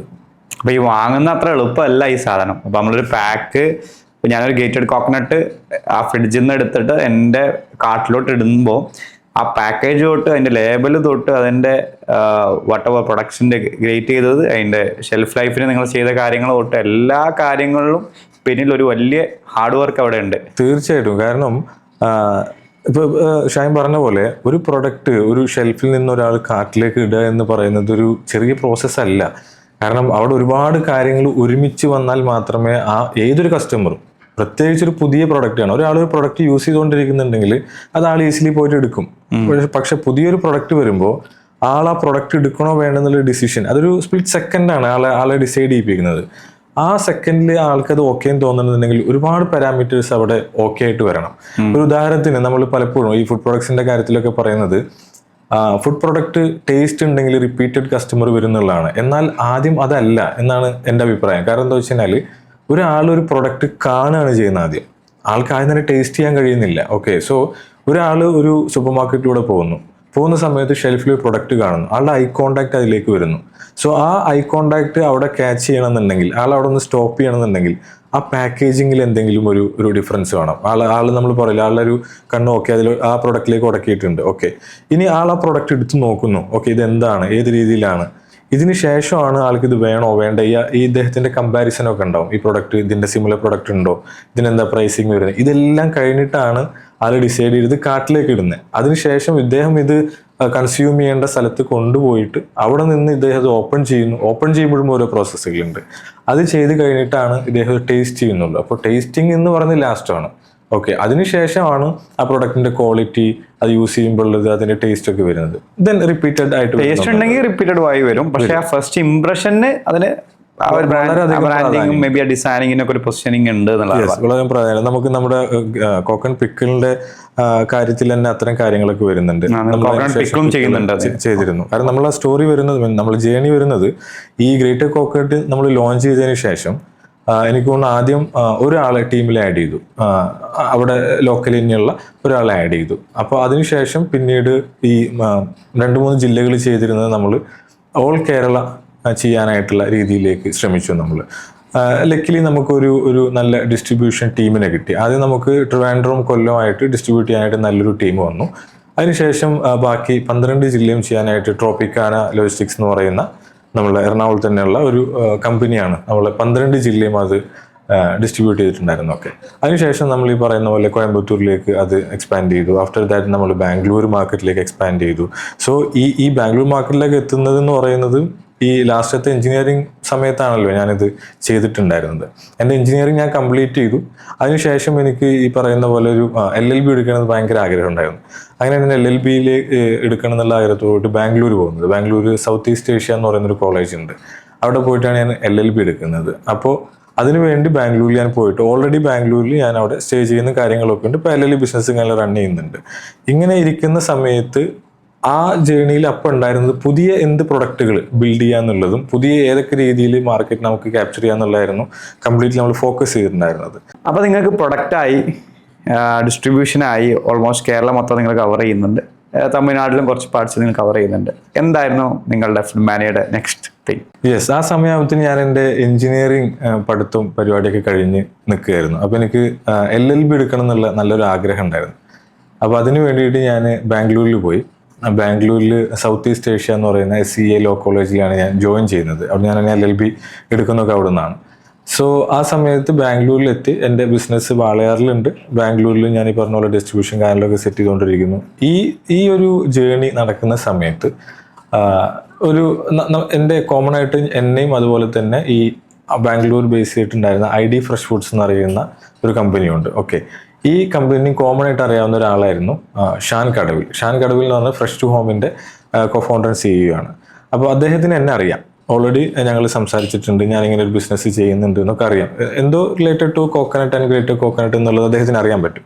ആൻഡ് ഓൾസോ അദ്ദേഹത്തിന് ഈ പറയുന്ന PC Mustafa ID fresh food CEO ആയിട്ടുള്ള അദ്ദേഹം, ഞങ്ങൾ രണ്ടുപേരും അറിയാം. അപ്പോൾ ആ സമയത്ത് ഈ ID ഫ്രഷ് എന്ന് പറയുന്ന കമ്പനി ഓൾറെഡി ഒരു കോക്കനട്ടുമായി ബന്ധപ്പെട്ട് എന്തോ പ്രൊജക്റ്റിൽ വർക്ക് ചെയ്തുകൊണ്ടേ ഇരിക്കുന്നുണ്ടെന്നുള്ളതും ഞാൻ ഇങ്ങനെ ഒരു പ്രൊജക്റ്റ് ചെയ്യുന്നുണ്ടെന്നും അറിയാവുന്നതുകൊണ്ട് ഒരിക്കൽ ഞാനും ഷാൻ കടവിൽ അദ്ദേഹം തമ്മിൽ ഒരു കോൺവെർസേഷൻ ഉണ്ടായി. അപ്പോൾ അദ്ദേഹം എന്നോട് ചോദിച്ചു, ഇങ്ങനെ ഒരു പ്രൊജക്റ്റ് അവിടെ ഓൺഗോയിങ് ആണ്, താല്പര്യം ഉണ്ടെന്നുണ്ടെങ്കിൽ കാര്യങ്ങൾ കണക്ട് ചെയ്യണമെങ്കിൽ കണക്ട് ചെയ്യാന്ന് പറഞ്ഞു. ഒബ്വിയസ്ലി നമുക്ക് വളരെ സന്തോഷമുള്ള കാര്യം. കാരണം അന്ന് നമ്മൾ ഇവരൊക്കെ കാണുന്നത് കുറെയൊക്കെ ഈ മൈൽ സ്റ്റോൺസ് ഒക്കെ അച്ചീവ് ചെയ്ത ആളുകൾ പല രീതികളിലും കാര്യങ്ങളൊക്കെ കാണുന്ന റോൾ മോഡൽസ് ഒക്കെ ആയിട്ട് കാണുന്ന ആ രീതിയിലാണ്. അന്ന് അദ്ദേഹത്തിന്റെ ഒരു ഹാർഡ്വാർഡ് യൂണിവേഴ്സിറ്റിയിൽ പോയിട്ട് അദ്ദേഹം സംസാരിക്കുന്ന ഒരു വീഡിയോ ഒക്കെ അന്ന് വൈറലായിരുന്നു. സോ യെസ്, തീർച്ചയായിട്ടും കണക്ട് ചെയ്യണം എന്നൊക്കെ പറയുന്നു. അപ്പോൾ അന്ന് ഏതൊരു തുടക്ക സംരംഭകന് ഉണ്ടാവുന്ന പോലെ ഒരുപാട് സ്വപ്നങ്ങൾ വരുന്നു. ഓക്കെ, നമ്മൾ അങ്ങനെ ചെയ്യും, ഇങ്ങനെ ചെയ്യും, ഇവരുടെ കുറിച്ച് കൂടുതൽ പഠിക്കും, ഇതൊക്കെ ആയിട്ടാണ് നമ്മളും ഇരിക്കുന്നത്. അപ്പോൾ ഷാൻ കടവിൽ അദ്ദേഹം അന്ന് ചെയ്തെന്താ വെച്ചാൽ കണക്ട് ചെയ്യാൻ വേണ്ടി ഒരു വാട്സപ്പ് ഗ്രൂപ്പ് ഉണ്ടാക്കി. അപ്പോൾ ആ വാട്സപ്പ് ഗ്രൂപ്പിൽ ഞാനും ഷാൻ കടവിൽ, അദ്ദേഹം, അതുപോലെ തന്നെ PC മുസ്തഫ, ഈ 3 പേരാണ്. എനിക്ക് ആക്ച്വലി അതൊക്കെ ഭയങ്കര സന്തോഷമായിരുന്നു. കാരണം എന്താ വെച്ച് കഴിഞ്ഞാൽ അത്രയും വലിയ 2 ആൾക്കാരും ഞാനൊക്കെ ഒരു വാട്സപ്പ് ഗ്രൂപ്പ് എന്നൊക്കെ, ഇതൊക്കെ നമ്മുടെ അച്ചീവ്മെന്റ്സുകളൊക്കെ. സോ അതിലിങ്ങനെ പറഞ്ഞു, അതിന്റെ പേര് എന്ന് വെച്ച് കഴിഞ്ഞാൽ അനസ് ടു PC, അങ്ങനെയായിരുന്നു അതിന്റെ ഗ്രൂപ്പിന്റെ പേരടക്കം. എനിക്കത് ഭയങ്കര സന്തോഷം തന്നിട്ടുള്ള മൊമെന്റ്സ് ആണ് അതൊക്കെ. അതുകൊണ്ട് ഇപ്പോഴും ഓർമ്മ ഉണ്ട് അതൊക്കെ. ദെൻ അതിൽ അദ്ദേഹം PC മുസ്തഫ പറയുന്നു, ഓക്കെ നമുക്ക് കോളിൽ കണക്ട് ചെയ്യാൻ ആദ്യം, ഇത്രാം തീയതി ഇത്ര മണിക്ക് വിളിക്കൂ എന്ന് പറഞ്ഞു. ഓക്കെ ഫൈൻ, അതിനുവേണ്ടി പ്രിപ്പറേഷൻ സ്വാഭാവികമായിട്ടും ഉണ്ടാവുമല്ലോ. പ്രിപ്പറേഷൻ ചെയ്യുന്നു, ആദ്യം വിളിച്ചിട്ട് ഇങ്ങനെ പറയും, അത് കഴിഞ്ഞിട്ട് ഇതിലേക്ക് വരും, പിന്നെ ഇങ്ങനെ ചെയ്യും. ഇതൊക്കെയാണ് എൻ്റെ പ്ലാനിങ് കേട്ടോ. ഇതിനൊക്കെ അനുസരിച്ചിട്ടാണ് ഞാൻ പ്ലാൻ ചെയ്ത് സെറ്റായി ഒരു ദിവസം ഇങ്ങനെ ഇരുന്ന് സമയം. അപ്പോൾ ഞാൻ വിളിച്ചു. ആദ്യം വിളിച്ചപ്പോൾ അദ്ദേഹം തിരക്കിലായിരുന്നു. കുറച്ച് കഴിഞ്ഞിട്ട് വിളിക്കാനുള്ള രീതിയിലേക്ക് വന്നു. ഓക്കെ, വീണ്ടും ഒന്നുകൂടി ഒന്ന് പ്രിപ്പയർ ആയി കഴിഞ്ഞ ആ സമയത്ത് വിളിച്ച സമയത്ത് ഞാൻ പ്രിപ്പയർ ചെയ്തതൊന്നുമല്ലാതെ അദ്ദേഹം കുറേ ചോദ്യങ്ങൾ ചോദിച്ചു. ഇതങ്ങനെയല്ലോ സ്വാഭാവികമായിട്ട് ഉണ്ടാവുക. അദ്ദേഹത്തിന് വേണ്ട എല്ലാ കാര്യങ്ങളും ഏറെക്കുറെ ഒരു 16-17 മിനിറ്റ് അന്നത്തെ ആ കോൾ നീണ്ടു പോയിട്ടുണ്ട്. അപ്പോൾ എനിക്ക് അദ്ദേഹം പറഞ്ഞു തന്നു എന്താണ് അവർ ഉദ്ദേശിക്കുന്നത്, അവരെന്താ ചെയ്യുന്നത് എന്നുള്ളത്. അപ്പോൾ ഞാൻ ചെയ്യുന്നത് ഒന്നും തമ്മിൽ വ്യത്യാസം ഉണ്ടായിരുന്നു. ഞാൻ അന്ന് ചെയ്തിരുന്ന ഗ്രേറ്റർ കോക്കനട്ട് ഫ്രോസൺ ആയിരുന്നു. -18 ഡിഗ്രി ടെമ്പറേച്ചറിലാണ് വെക്കാൻ പറ്റുള്ളൂ. IDക്ക് അന്ന് വേണ്ടിയിരുന്നത് പ്ലസ് ടെമ്പറേച്ചറിലാണ്, അതായത് 0ക്ക് മുകളിലുള്ള, നമ്മളിപ്പോൾ ഈ പാലും ഈ ചീസൊക്കെ സ്റ്റോർ ചെയ്യുന്ന പോലെയുള്ള നോർമൽ ഫ്രിഡ്ജിൽ വെക്കുന്ന, റെഫ്രിജറേറ്ററിൽ വെക്കുന്ന ഇതാണ്. ഇത് റെഫ്രിജറേറ്റർ ആണ് 0ക്ക് മുകളിൽ വരുന്നത്, മറ്റേത് ഫ്രീസർ ആണ്. നമ്മൾ ഐസ് പോലെ കീപ്പ് ചെയ്യേണ്ടതാണ്. ഐ മീൻ ഐസ് നല്ല ഐസ്ക്രീം ഒക്കെ വെക്കുന്നത് ഫ്രീസറിലാണ്. ഓക്കെ, ഈ പാല് ഇങ്ങനെയുള്ള ഉൽപ്പന്നങ്ങളൊക്കെ വെക്കുന്നതാണ് റെഫ്രിജറേറ്ററിൽ 0ന് മുകളിലുള്ള ടെമ്പറേച്ചറാണ് 1-2 എന്നൊക്കെ പറയുന്നതിൽ. അപ്പോൾ അത്തരത്തിലുള്ള ടെമ്പറേച്ചറിലാണ് ഇവർക്ക് ഈ പ്രൊഡക്റ്റ് വേണ്ടത്. അപ്പം ഞാൻ അന്ന് അത് ക്രാക്ക് ചെയ്തിട്ടില്ല. അത് ക്രാക്ക് ചെയ്തിട്ടുണ്ടെങ്കിൽ അന്ന് എനിക്ക് തോന്നുന്നു അത് ലോകത്ത് ആരും അങ്ങനെ പ്ലസ് ടെമ്പറേച്ചറിൽ പ്രൊഡക്റ്റ് വെച്ചിട്ടില്ല. ഗ്രേറ്റർ കോക്കനട്ട് വെച്ചിട്ടില്ല, മാർക്കറ്റിൽ വിൽക്കുന്നില്ല. അപ്പോൾ ഈ രീതി, അതും ഷെൽഫ് ലൈഫ് മിനിമം എത്ര വേണം, അങ്ങനത്തെ ഒരു രീതിയിൽ പ്രൊഡക്റ്റ് മാർക്കറ്റിൽ അവൈലബിൾ അല്ല. ഓക്കെ, അപ്പോൾ ഞാൻ പറഞ്ഞു ഈ രീതിയിലാണ് ഞാൻ ചെയ്യുന്നത് കാര്യങ്ങൾ എന്നൊക്കെ വരുന്നു. സ്വാഭാവികമായിട്ട് നിരാശ ഉണ്ടാവുന്നു, പക്ഷേ അത് ചെയ്യാൻ പറ്റില്ലല്ലോ, കാര്യങ്ങൾ വരുന്നു. അപ്പോൾ ആ കോള് കഴിയാണ്ടുമ്പോൾ ഞാൻ ചോദിച്ചു, ഓക്കെ വൺസ് ഞാൻ ഈ ഒരു പ്രൊഡക്റ്റിന്റെ കാര്യങ്ങൾ ക്രാക്ക് ചെയ്താൽ എന്താണെന്ന് ഞാൻ ചോദിച്ചു. അപ്പോൾ PC മുസ്തഫ അദ്ദേഹത്തിനോട് പറഞ്ഞത്, ക്രാക്ക് ചെയ്ത് കഴിഞ്ഞിട്ടുണ്ടെങ്കിൽ അനസ് എന്നെ വിളിച്ചോളൂ, ബാക്കി ഞാൻ നോക്കിക്കോളാം എന്ന് പറഞ്ഞത്. അതെനിക്ക് അന്ന് ഭയങ്കര ഒരു മോട്ടിവേഷൻ തന്ന വാക്കുകളായിരുന്നു. അതിനുശേഷം ആ പ്രൊഡക്റ്റ് പ്ലസ് ടെമ്പറേച്ചറിലേക്ക് എത്താൻ വേണ്ടിയിട്ട് ഒരുപാട് രീതിയിലുള്ള എക്സ്പെരിമെൻറ്റുകളും കാര്യങ്ങളായിട്ട് ഞാൻ കംപ്ലീറ്റ്ലി അതിനെ ഒരുപാട് ഫോക്കസ് ചെയ്തു, R&Dയിലൊക്കെ ആയിട്ട്. അപ്പോൾ അന്ന് കുറച്ച് ദിവസങ്ങൾ കഴിഞ്ഞതിന് ശേഷം ഞാൻ വീണ്ടും ഇദ്ദേഹമായിട്ടൊന്ന് കണക്ട് ചെയ്തു. ഞാൻ ചോദിച്ചു, ഞാൻ ഒന്ന് വന്ന് കണ്ടോട്ടെ എന്ന് ചോദിച്ചു. കാരണം എനിക്ക് അദ്ദേഹത്തിനെ കാണാനുള്ള ഒരു ആഗ്രഹവും കാര്യങ്ങളൊക്കെയാണ്. പോയി അദ്ദേഹത്തിനെ പോയി മീറ്റ് ചെയ്തു, കാര്യങ്ങളൊക്കെ അദ്ദേഹത്തിൻ്റെ ബാംഗ്ലൂരിലെ ഓഫീസിൽ പോയി മീറ്റ് ചെയ്യുന്നു, നമ്മൾ കാര്യങ്ങൾ ഡിസ്കസ് ചെയ്യുന്നു, ഇന്ന രീതിയിലെന്നൊക്കെ പറഞ്ഞിട്ട് അന്ന് എനിക്ക് അദ്ദേഹം മുരളി എന്ന് പറയുന്ന ഒരു സാറിനെ കണക്ട് ചെയ്യുന്നു. മുരളി സാർ, അദ്ദേഹം ഈ പാക്കേജിങ്ങിലൊക്കെ പ്രോ ആണ്. അതായത് ലോകത്തിൽ തന്നെ പാക്കേജിങ്ങിൽ എന്തൊക്കെ കാര്യങ്ങൾ വരുന്നു ഇതിനൊക്കെ കുറിച്ച് അത്രയും മനസ്സിലാക്കി അതിലുള്ള ഒരു പ്രോ ആയിട്ടുള്ള ഒരാളാണ്. അദ്ദേഹത്തിനെ കണക്ട് ചെയ്തു തന്നു, ഈ ഇദ്ദേഹമായിട്ട് കൂടി നിങ്ങൾ വർക്ക് ചെയ്യുമെന്ന് പറഞ്ഞിട്ട്. അപ്പോൾ അന്ന് ഈ ഒരു പ്രൊഡക്റ്റിന്റെ ഷെൽഫ് ലൈഫ് ക്രാക്ക് ചെയ്യാൻ വേണ്ടി നടന്നിരുന്ന 3 രീതിയിലാണ്. ഒന്ന്, ഐഡിയുടെ ഓൺ R&D ടീം വെച്ചിട്ട് ഇതിന്റെ ഷെൽഫ് ലൈഫിന്റെ കാര്യങ്ങളും പ്രൊഡക്റ്റിന്റെ കാര്യങ്ങളും എക്സ്പെരിമെന്റ് നടത്തുന്നുണ്ട്. രണ്ടാമത്തേത്, എൻ്റെ ഭാഗത്തു നിന്ന് ഫുഡ്മാനിയ എന്ന് പറയുന്ന കമ്പനി ഞാൻ വേറെ തന്നെ അത് ചെയ്യുന്നുണ്ട്. മൂന്നാമത്തേത്, ഇതിൻ്റെ കോമ്പിനേഷൻ ഞാനും മുരളി സാറും കൂട്ടിയിട്ട് കമ്പൈൻ ചെയ്തിട്ട് പല രീതിയിൽ ഇതിൽ എങ്ങനെയാണ് പല പല ഫാക്ടറീസ് കാണാൻ പോകുന്നു. ഞാൻ കൂടുതൽ എനിക്ക് എക്സ്പോഷറിൽ ഉണ്ടാവാൻ തുടങ്ങുന്നു. ഞാനൊരു ഫസ്റ്റ് ഒരു MNC കമ്പനിയുടെ ഒക്കെ ഒരു ഓഫീസൊക്കെ കാണുന്നത് ഷാൻ കടവിൽ അദ്ദേഹത്തിൻ്റെ ഓഫീസിലൊക്കെ പോയിട്ടാണ്. അവരെ എക്സ്പോഷറും കണക്ഷൻസും നിങ്ങൾക്കും കൂടി കിട്ടാൻ തുടങ്ങി ആ ഒരു അവരെ ത്രൂ ആയിട്ട്. നമ്മൾ പറയൂലേ, നമ്മളൊരു 5 നമ്മുടെ റൂമിൽ ആരാണോ അതുപോലെ ആയിരിക്കും 5 ആൾക്കാരുടെ ആവറേജ് ആയിരിക്കും നമ്മൾ. ആ രീതിയിലേക്ക് കാര്യങ്ങൾ വരാൻ തുടങ്ങി. കാരണം മുരളി സാറിനായിട്ട് ഞാൻ പോകുമ്പോൾ അദ്ദേഹം പോകുന്ന ഫാക്ടറികൾ എന്നൊക്കെ പറയുന്നത് വലിയ വലിയ ഫാക്ടറികളാണ്. അവിടുത്തെ പാക്കേജിങ് ആളുകൾ, അതിൻ്റെ ഉള്ളിലേക്ക് നമുക്ക് എൻട്രി കിട്ടുന്നു, ഇത് എങ്ങനെയാണെന്ന് മനസ്സിലാവുന്നു. ഇങ്ങനെ ഒരു കോർപ്പറേറ്റ് സ്ട്രക്ചറിനെ കുറിച്ചിട്ടും കമ്പനിനെ കുറിച്ചിട്ടൊക്കെ ഒരു എക്സ്പോഷറിൽ എനിക്ക് കൂടുതൽ കിട്ടാൻ തുടങ്ങി. അതിനുശേഷം ഈ എക്സ്പെരിമെന്റ് കണ്ടിന്യൂ ചെയ്ത് പോണ സമയത്ത് എനിക്ക് ഈ പ്രൊഡക്റ്റിന് ഷെൽഫ് ലൈഫ് ഒരു 21 ഡേയ്സിലേക്ക് പ്ലസ് ഡിഗ്രിയിലിരിക്കുന്ന രീതിയിൽ ക്രാക്ക് ചെയ്യാൻ കഴിഞ്ഞു. ഓക്കെ, അതിന് ഈ മൈക്രോ ഹോൾസ് ഇല്ലാത്ത രീതിയിലുള്ള ഒരു പാക്കിംഗ് മെറ്റീരിയൽ യൂസ് ചെയ്തിട്ട് ഞാൻ ചെയ്തത്. അപ്പോൾ ഐഡിയയുടെ നടക്കുന്നുണ്ട്, നമ്മൾ ചെയ്യുന്ന നടക്കുന്നുണ്ട്. അപ്പോൾ എഗെയിൻ എനിക്ക് സന്തോഷമായി. കാരണം എന്ന് വെച്ച് കഴിഞ്ഞാൽ നമ്മളിത് വീണ്ടും ക്രാക്ക് ചെയ്തു, ഈ ഷെൽഫ് ലൈഫ് ക്രാക്ക് ചെയ്തു, ഇതിന് മാർക്കറ്റിൽ ഇറക്കാൻ പറ്റും. അപ്പം ഞാൻ കണക്കൂടുന്നത് എങ്ങനെയാ വെച്ച് കഴിഞ്ഞാൽ ഐഡിയയുടെ വണ്ടി ഇത്ര ഷോപ്പിലേക്ക് ഡെയിലി പോകുന്നുണ്ട്, അപ്പോൾ എല്ലാ ഷോപ്പിലും ഇത്ര പാക്കറ്റ് വെച്ച ഈ രീതിയിലായിരിക്കും ഇനീഷ്യൽ സമയത്ത് നമ്മളൊക്കെ കണക്കൂട്ടിയിട്ടുണ്ടാവുക. സോ അതിനുശേഷം ഞാൻ പേഴ്സണലായിട്ട് ചെയ്തുകൊണ്ടിരുന്ന എക്സ്പെരിമെൻ്റ് ഉണ്ടല്ലോ, ഞാനത് ചെയ്തിരുന്നത് ബാംഗ്ലൂരിനുള്ള മറ്റു പല ലാബുകളുടെ സഹായത്തോടെ എങ്ങനെയൊക്കെയാണ് ചെയ്തിട്ടുണ്ടായിരുന്നത്. അപ്പോൾ അതെനിക്ക് 21 ദിവസം പ്ലസ് ഡിഗ്രി ടെമ്പറേച്ചറിൽ എനിക്ക് ഷെൽഫ് ലൈഫ് ക്രാക്ക് ചെയ്യാൻ പറ്റി. അതായത് ഒരു +7-8 എന്നുള്ള ടെമ്പറേച്ചറിലായിരുന്നു ഉണ്ടായിരുന്നത്. അഗെയിൻ ഞാൻ വളരെ സന്തോഷമായി, കാര്യങ്ങളൊക്കെ ആയിട്ട് വീണ്ടും ഈ പ്രൊഡക്റ്റിന് വീണ്ടും ബാക്ക് ടു കാര്യങ്ങൾ ഓൺ ആവുന്നു എന്നൊക്കെയുള്ള രീതിയിൽ ഞാൻ ഈ ID കമ്പനിക്കും PCMSൊക്കെ മെയിൽ അയക്കുന്നു. അതേപോലെ നമ്മൾ ക്രാക്ക് ചെയ്തിട്ടുണ്ട്, നമുക്ക് ഇങ്ങോട്ട് മീറ്റ് ചെയ്യാൻ കാര്യങ്ങളൊക്കെ പറഞ്ഞിട്ട് അയച്ചു. അവരത് എക്സ്പെക്ട് ചെയ്തിട്ടുണ്ടായിരുന്നോ അത് അത്രയും പെട്ടെന്ന് അത് ക്രാക്ക് ചെയ്യും എന്നുള്ളതൊക്കെ? എനിക്കറിയില്ല. കാരണം എന്താ വെച്ചാൽ മേ ബി ഉണ്ടാവണം എന്നില്ല. കാരണം എൻ്റെ ഒരു ബാക്ക്ഗ്രൗണ്ട് എന്ന് പറയുന്നത് ഒറ്റയ്ക്കല്ലേ ചെയ്യുന്നത്. അതെ, കാരണം അവർ അത്രയും ടീമുണ്ട്, കാര്യങ്ങളുണ്ട്, ഇതെല്ലാം ഉണ്ടല്ലോ. അപ്പോൾ അത് എക്സ്പെക്ട് ചെയ്യുമെന്ന് വെച്ച് കഴിഞ്ഞാൽ സ്വാഭാവികമായിട്ടുള്ള സമയത്ത് അങ്ങനെ എക്സ്പെക്ട് ചെയ്യാൻ സാധ്യതയില്ല. എനിവേ ആ രീതിയിൽ ക്രാക്ക് ചെയ്തതിന് ശേഷം ഞാൻ കോൺടാക്ട് ചെയ്തു. അപ്പോൾ എന്നോട് പറഞ്ഞു, വീണ്ടും ഞങ്ങളിങ്ങനെ കോളിലിരുന്നു. അപ്പോൾ കോളിൽ പറഞ്ഞു ഇങ്ങനെ നമുക്ക് പ്ലാസ്റ്റിക് പാക്കേജിങ്ങിൽ അല്ലാത്ത പാക്കേജിങ് വേണം എന്നാണ് അവർ നോക്കുന്നതെന്നൊക്കെ പറഞ്ഞു. അപ്പൊ അങ്ങനെ വന്നപ്പോൾ വീണ്ടും അത് ഇനി നടക്കില്ല അല്ലെ എന്നൊക്കെയുള്ള രീതിയിൽ പ്രൊഡക്റ്റിന്റെ ഷെൽഫ് ലൈഫ് നീ സോൾവ് ചെയ്തു. യെസ്, അത് അവർ പറഞ്ഞ പോലെ തന്നെ ചെയ്തു. ഒരു പക്ഷെ അത് ആ സമയത്ത് ചെയ്യുന്ന മേ ബി ഇന്ത്യയിൽ തന്നെയുള്ള ഫസ്റ്റ് ആളായിരിക്കാം, ഒരു പക്ഷേ വേൾഡിലുള്ള ഫസ്റ്റ് ആയിരിക്കും. നമ്മുടെ അറിവിൽ വേറെ ആരുമില്ല. ആയിരിക്കാം. അപ്പൊ അത് നീ സോൾവ് ചെയ്ത് കഴിഞ്ഞപ്പോൾ അടുത്തത് പാക്കേജിങ്ങിലോട്ട് വന്നു. അതെ അതെ അതെ. അപ്പോൾ ഞാനാണെന്നുണ്ടെങ്കിൽ ഇത് ക്രാക്ക് ചെയ്യാനുണ്ടായിരുന്ന ഒരു പ്രധാനപ്പെട്ട ഒരു കാര്യം യൂസ് ചെയ്തിട്ടുള്ളത് മൈക്രോ ഹോൾസ് കുറച്ചിട്ടുള്ള ഇത്ര GSM-ലുള്ള ഒരു പ്ലാസ്റ്റിക് മെറ്റീരിയലാണ് ഇതിൻ്റെ പാക്കേജിങ് ഞാൻ കൊടുത്തിട്ടുള്ളത്. അപ്പോൾ അത് മാറിയിട്ടുണ്ടെങ്കിൽ, പ്ലാസ്റ്റിക് ഇല്ലെങ്കിൽ അഗെയിൻ അത് വീണ്ടും എനിക്ക് രണ്ടാമത് R&D ഒക്കെ ചെയ്യും. ഷെൽഫ് ലൈഫിനെ പാക്കേജിങ് ഇൻഫ്ലുവൻസ് ചെയ്യുന്നു, നല്ല രീതിയിലുണ്ട്. അപ്പോൾ അതിൽ വാക്യൂം പാക്കേജിങ് വന്നു, ഇത്തരം കാര്യങ്ങളൊക്കെ വന്നു. അതൊരു വലിയ ജേണിയാണ്. കാരണം ഒരു വാക്യൂം പാക്കേജിങ്ങിന് അന്ന് 3 to 4 ലക്ഷം രൂപയുടെ മെഷീന് വിലയുണ്ട്. അപ്പോൾ എനിക്കിത് ടെസ്റ്റ് ചെയ്യണമെന്നുണ്ടെങ്കിൽ ഇത് എല്ലാ ലാബിലും അങ്ങനെയൊന്നും കിട്ടില്ല. അപ്പോൾ പല മാനുഫാക്ചറിങ് ആളുകളടുത്ത് പോയിട്ടും അതുപോലെ തന്നെ എക്സിസ്റ്റിംഗ് ആയിട്ടുള്ള നമുക്കറിയാവുന്ന ബാംഗ്ലൂരിലുള്ള ആളുകളടുത്ത് അവരുടെ ഫാക്ടറിയിലൊക്കെ പോയിട്ട് യൂസ് ചെയ്തിട്ടാണ് ആ രീതിയിലാണ് ക്രാക്ക് ചെയ്ത് വരുന്നത്. അതിന് പിന്നിലൊരു വലിയൊരു ജേണി ഉണ്ട്. അപ്പോൾ ഇതെല്ലാം കഴിഞ്ഞ് നിൽക്കുന്ന സമയത്ത് നമുക്ക് ഇങ്ങനെ ഒരു സാധനം വന്നപ്പോൾ ഓക്കെ, ഇനി മേ ബി ഡീല് നടക്കില്ല, എന്തായാലും എനിക്ക് അത് എൻ്റെ ബ്രാൻഡിൽ ഇറക്കാമല്ലോ. കാരണം ഈ പ്ലസ് ഡിഗ്രിയിൽ ഇല്ലാത്തതുകൊണ്ടാണ് ആളുകൾ സ്വാഭാവികമായിട്ടും ഇത് -, ഡിഗ്രിയിലുള്ള ഫ്രോസൺ സാധനം മേടിക്കാൻ പോകുന്നത്. ഇന്ത്യയിലൊരു കൾച്ചർ അതാണ്. അപ്പോൾ അങ്ങനെ വരുന്ന സമയത്ത് ഞാൻ എൻ്റെ ബ്രാൻഡിലേക്ക് ഇത് ഇറക്കാം എന്നുള്ള രീതിയിൽ പോകുന്നു. എൻ്റെ ബ്രാൻഡിലേക്ക് ഇറക്കാൻ വേണ്ടിയുള്ള അതിൻ്റെ പാക്കേജിങ്, പുതിയ രീതിയിലുള്ള കാര്യങ്ങളും ഡിസൈനിങ് ഒക്കെ നടക്കുന്നു. പാരലലി ഓൾറെഡി ഗ്രേറ്റർ കോക്കനട്ട് പോയിക്കൊണ്ടിരിക്കുന്നു. ആ സമയത്തൊരു B2B ആയിട്ടുള്ള ആളുകൾക്ക്, ഈ ഹൊറേക്ക രീതിയിലുള്ള ആളുകൾക്കൊക്കെ, ഹോട്ടൽ റെസ്റ്റോറൻറ്റ് അതുപോലെ തന്നെ ഈ കാറ്ററിംഗ് ആയിട്ടുള്ള ആളുകൾക്കും നമ്മൾ പാക്ക് ചെയ്ത് കൊടുക്കുന്നു ഗ്രേറ്റർ കോക്കനട്ട്. ഇതായിരുന്നു ആ സമയത്ത് നടന്നുകൊണ്ടിരുന്നത്. അങ്ങനെ ഒരു ദിവസം ഞാൻ ഈ പാലക്കാട് നിന്ന് കോയമ്പത്തൂർ പോകുന്ന സമയത്ത് എനിക്കൊരു മെയിൽ വന്നു. ആ മെയിലിൽ PCMSയുടെ മെയിലായിരുന്നു. ആ മെയിലിൽ ഉണ്ടായിരുന്നത് ഒന്ന് മീറ്റ് ചെയ്യണം എന്നുള്ളതാണ്. അപ്പോൾ ഞാൻ പറഞ്ഞു ഓക്കെ, ഞാനിപ്പോൾ കേരളത്തിലുള്ളത്, ഞാൻ നാളെ തന്നെ രാവിലെ അവിടെ എത്താം എന്ന് പറഞ്ഞു. ടൈമും പ്ലേസും ചോദിച്ചു. അദ്ദേഹം പറഞ്ഞു രാവിലെ 10 മണി അദ്ദേഹത്തിൻ്റെ ഓഫീസാണെന്ന് പറഞ്ഞു. ഓക്കെ എന്ന് പറഞ്ഞു. ഞാൻ അവിടുത്തെ വളരെയുള്ള കാര്യങ്ങളൊക്കെ സെറ്റിൽ ചെയ്തു. അന്ന് രാത്രി തന്നെ ഞാൻ ബസ് കയറി അങ്ങനെ പോയി.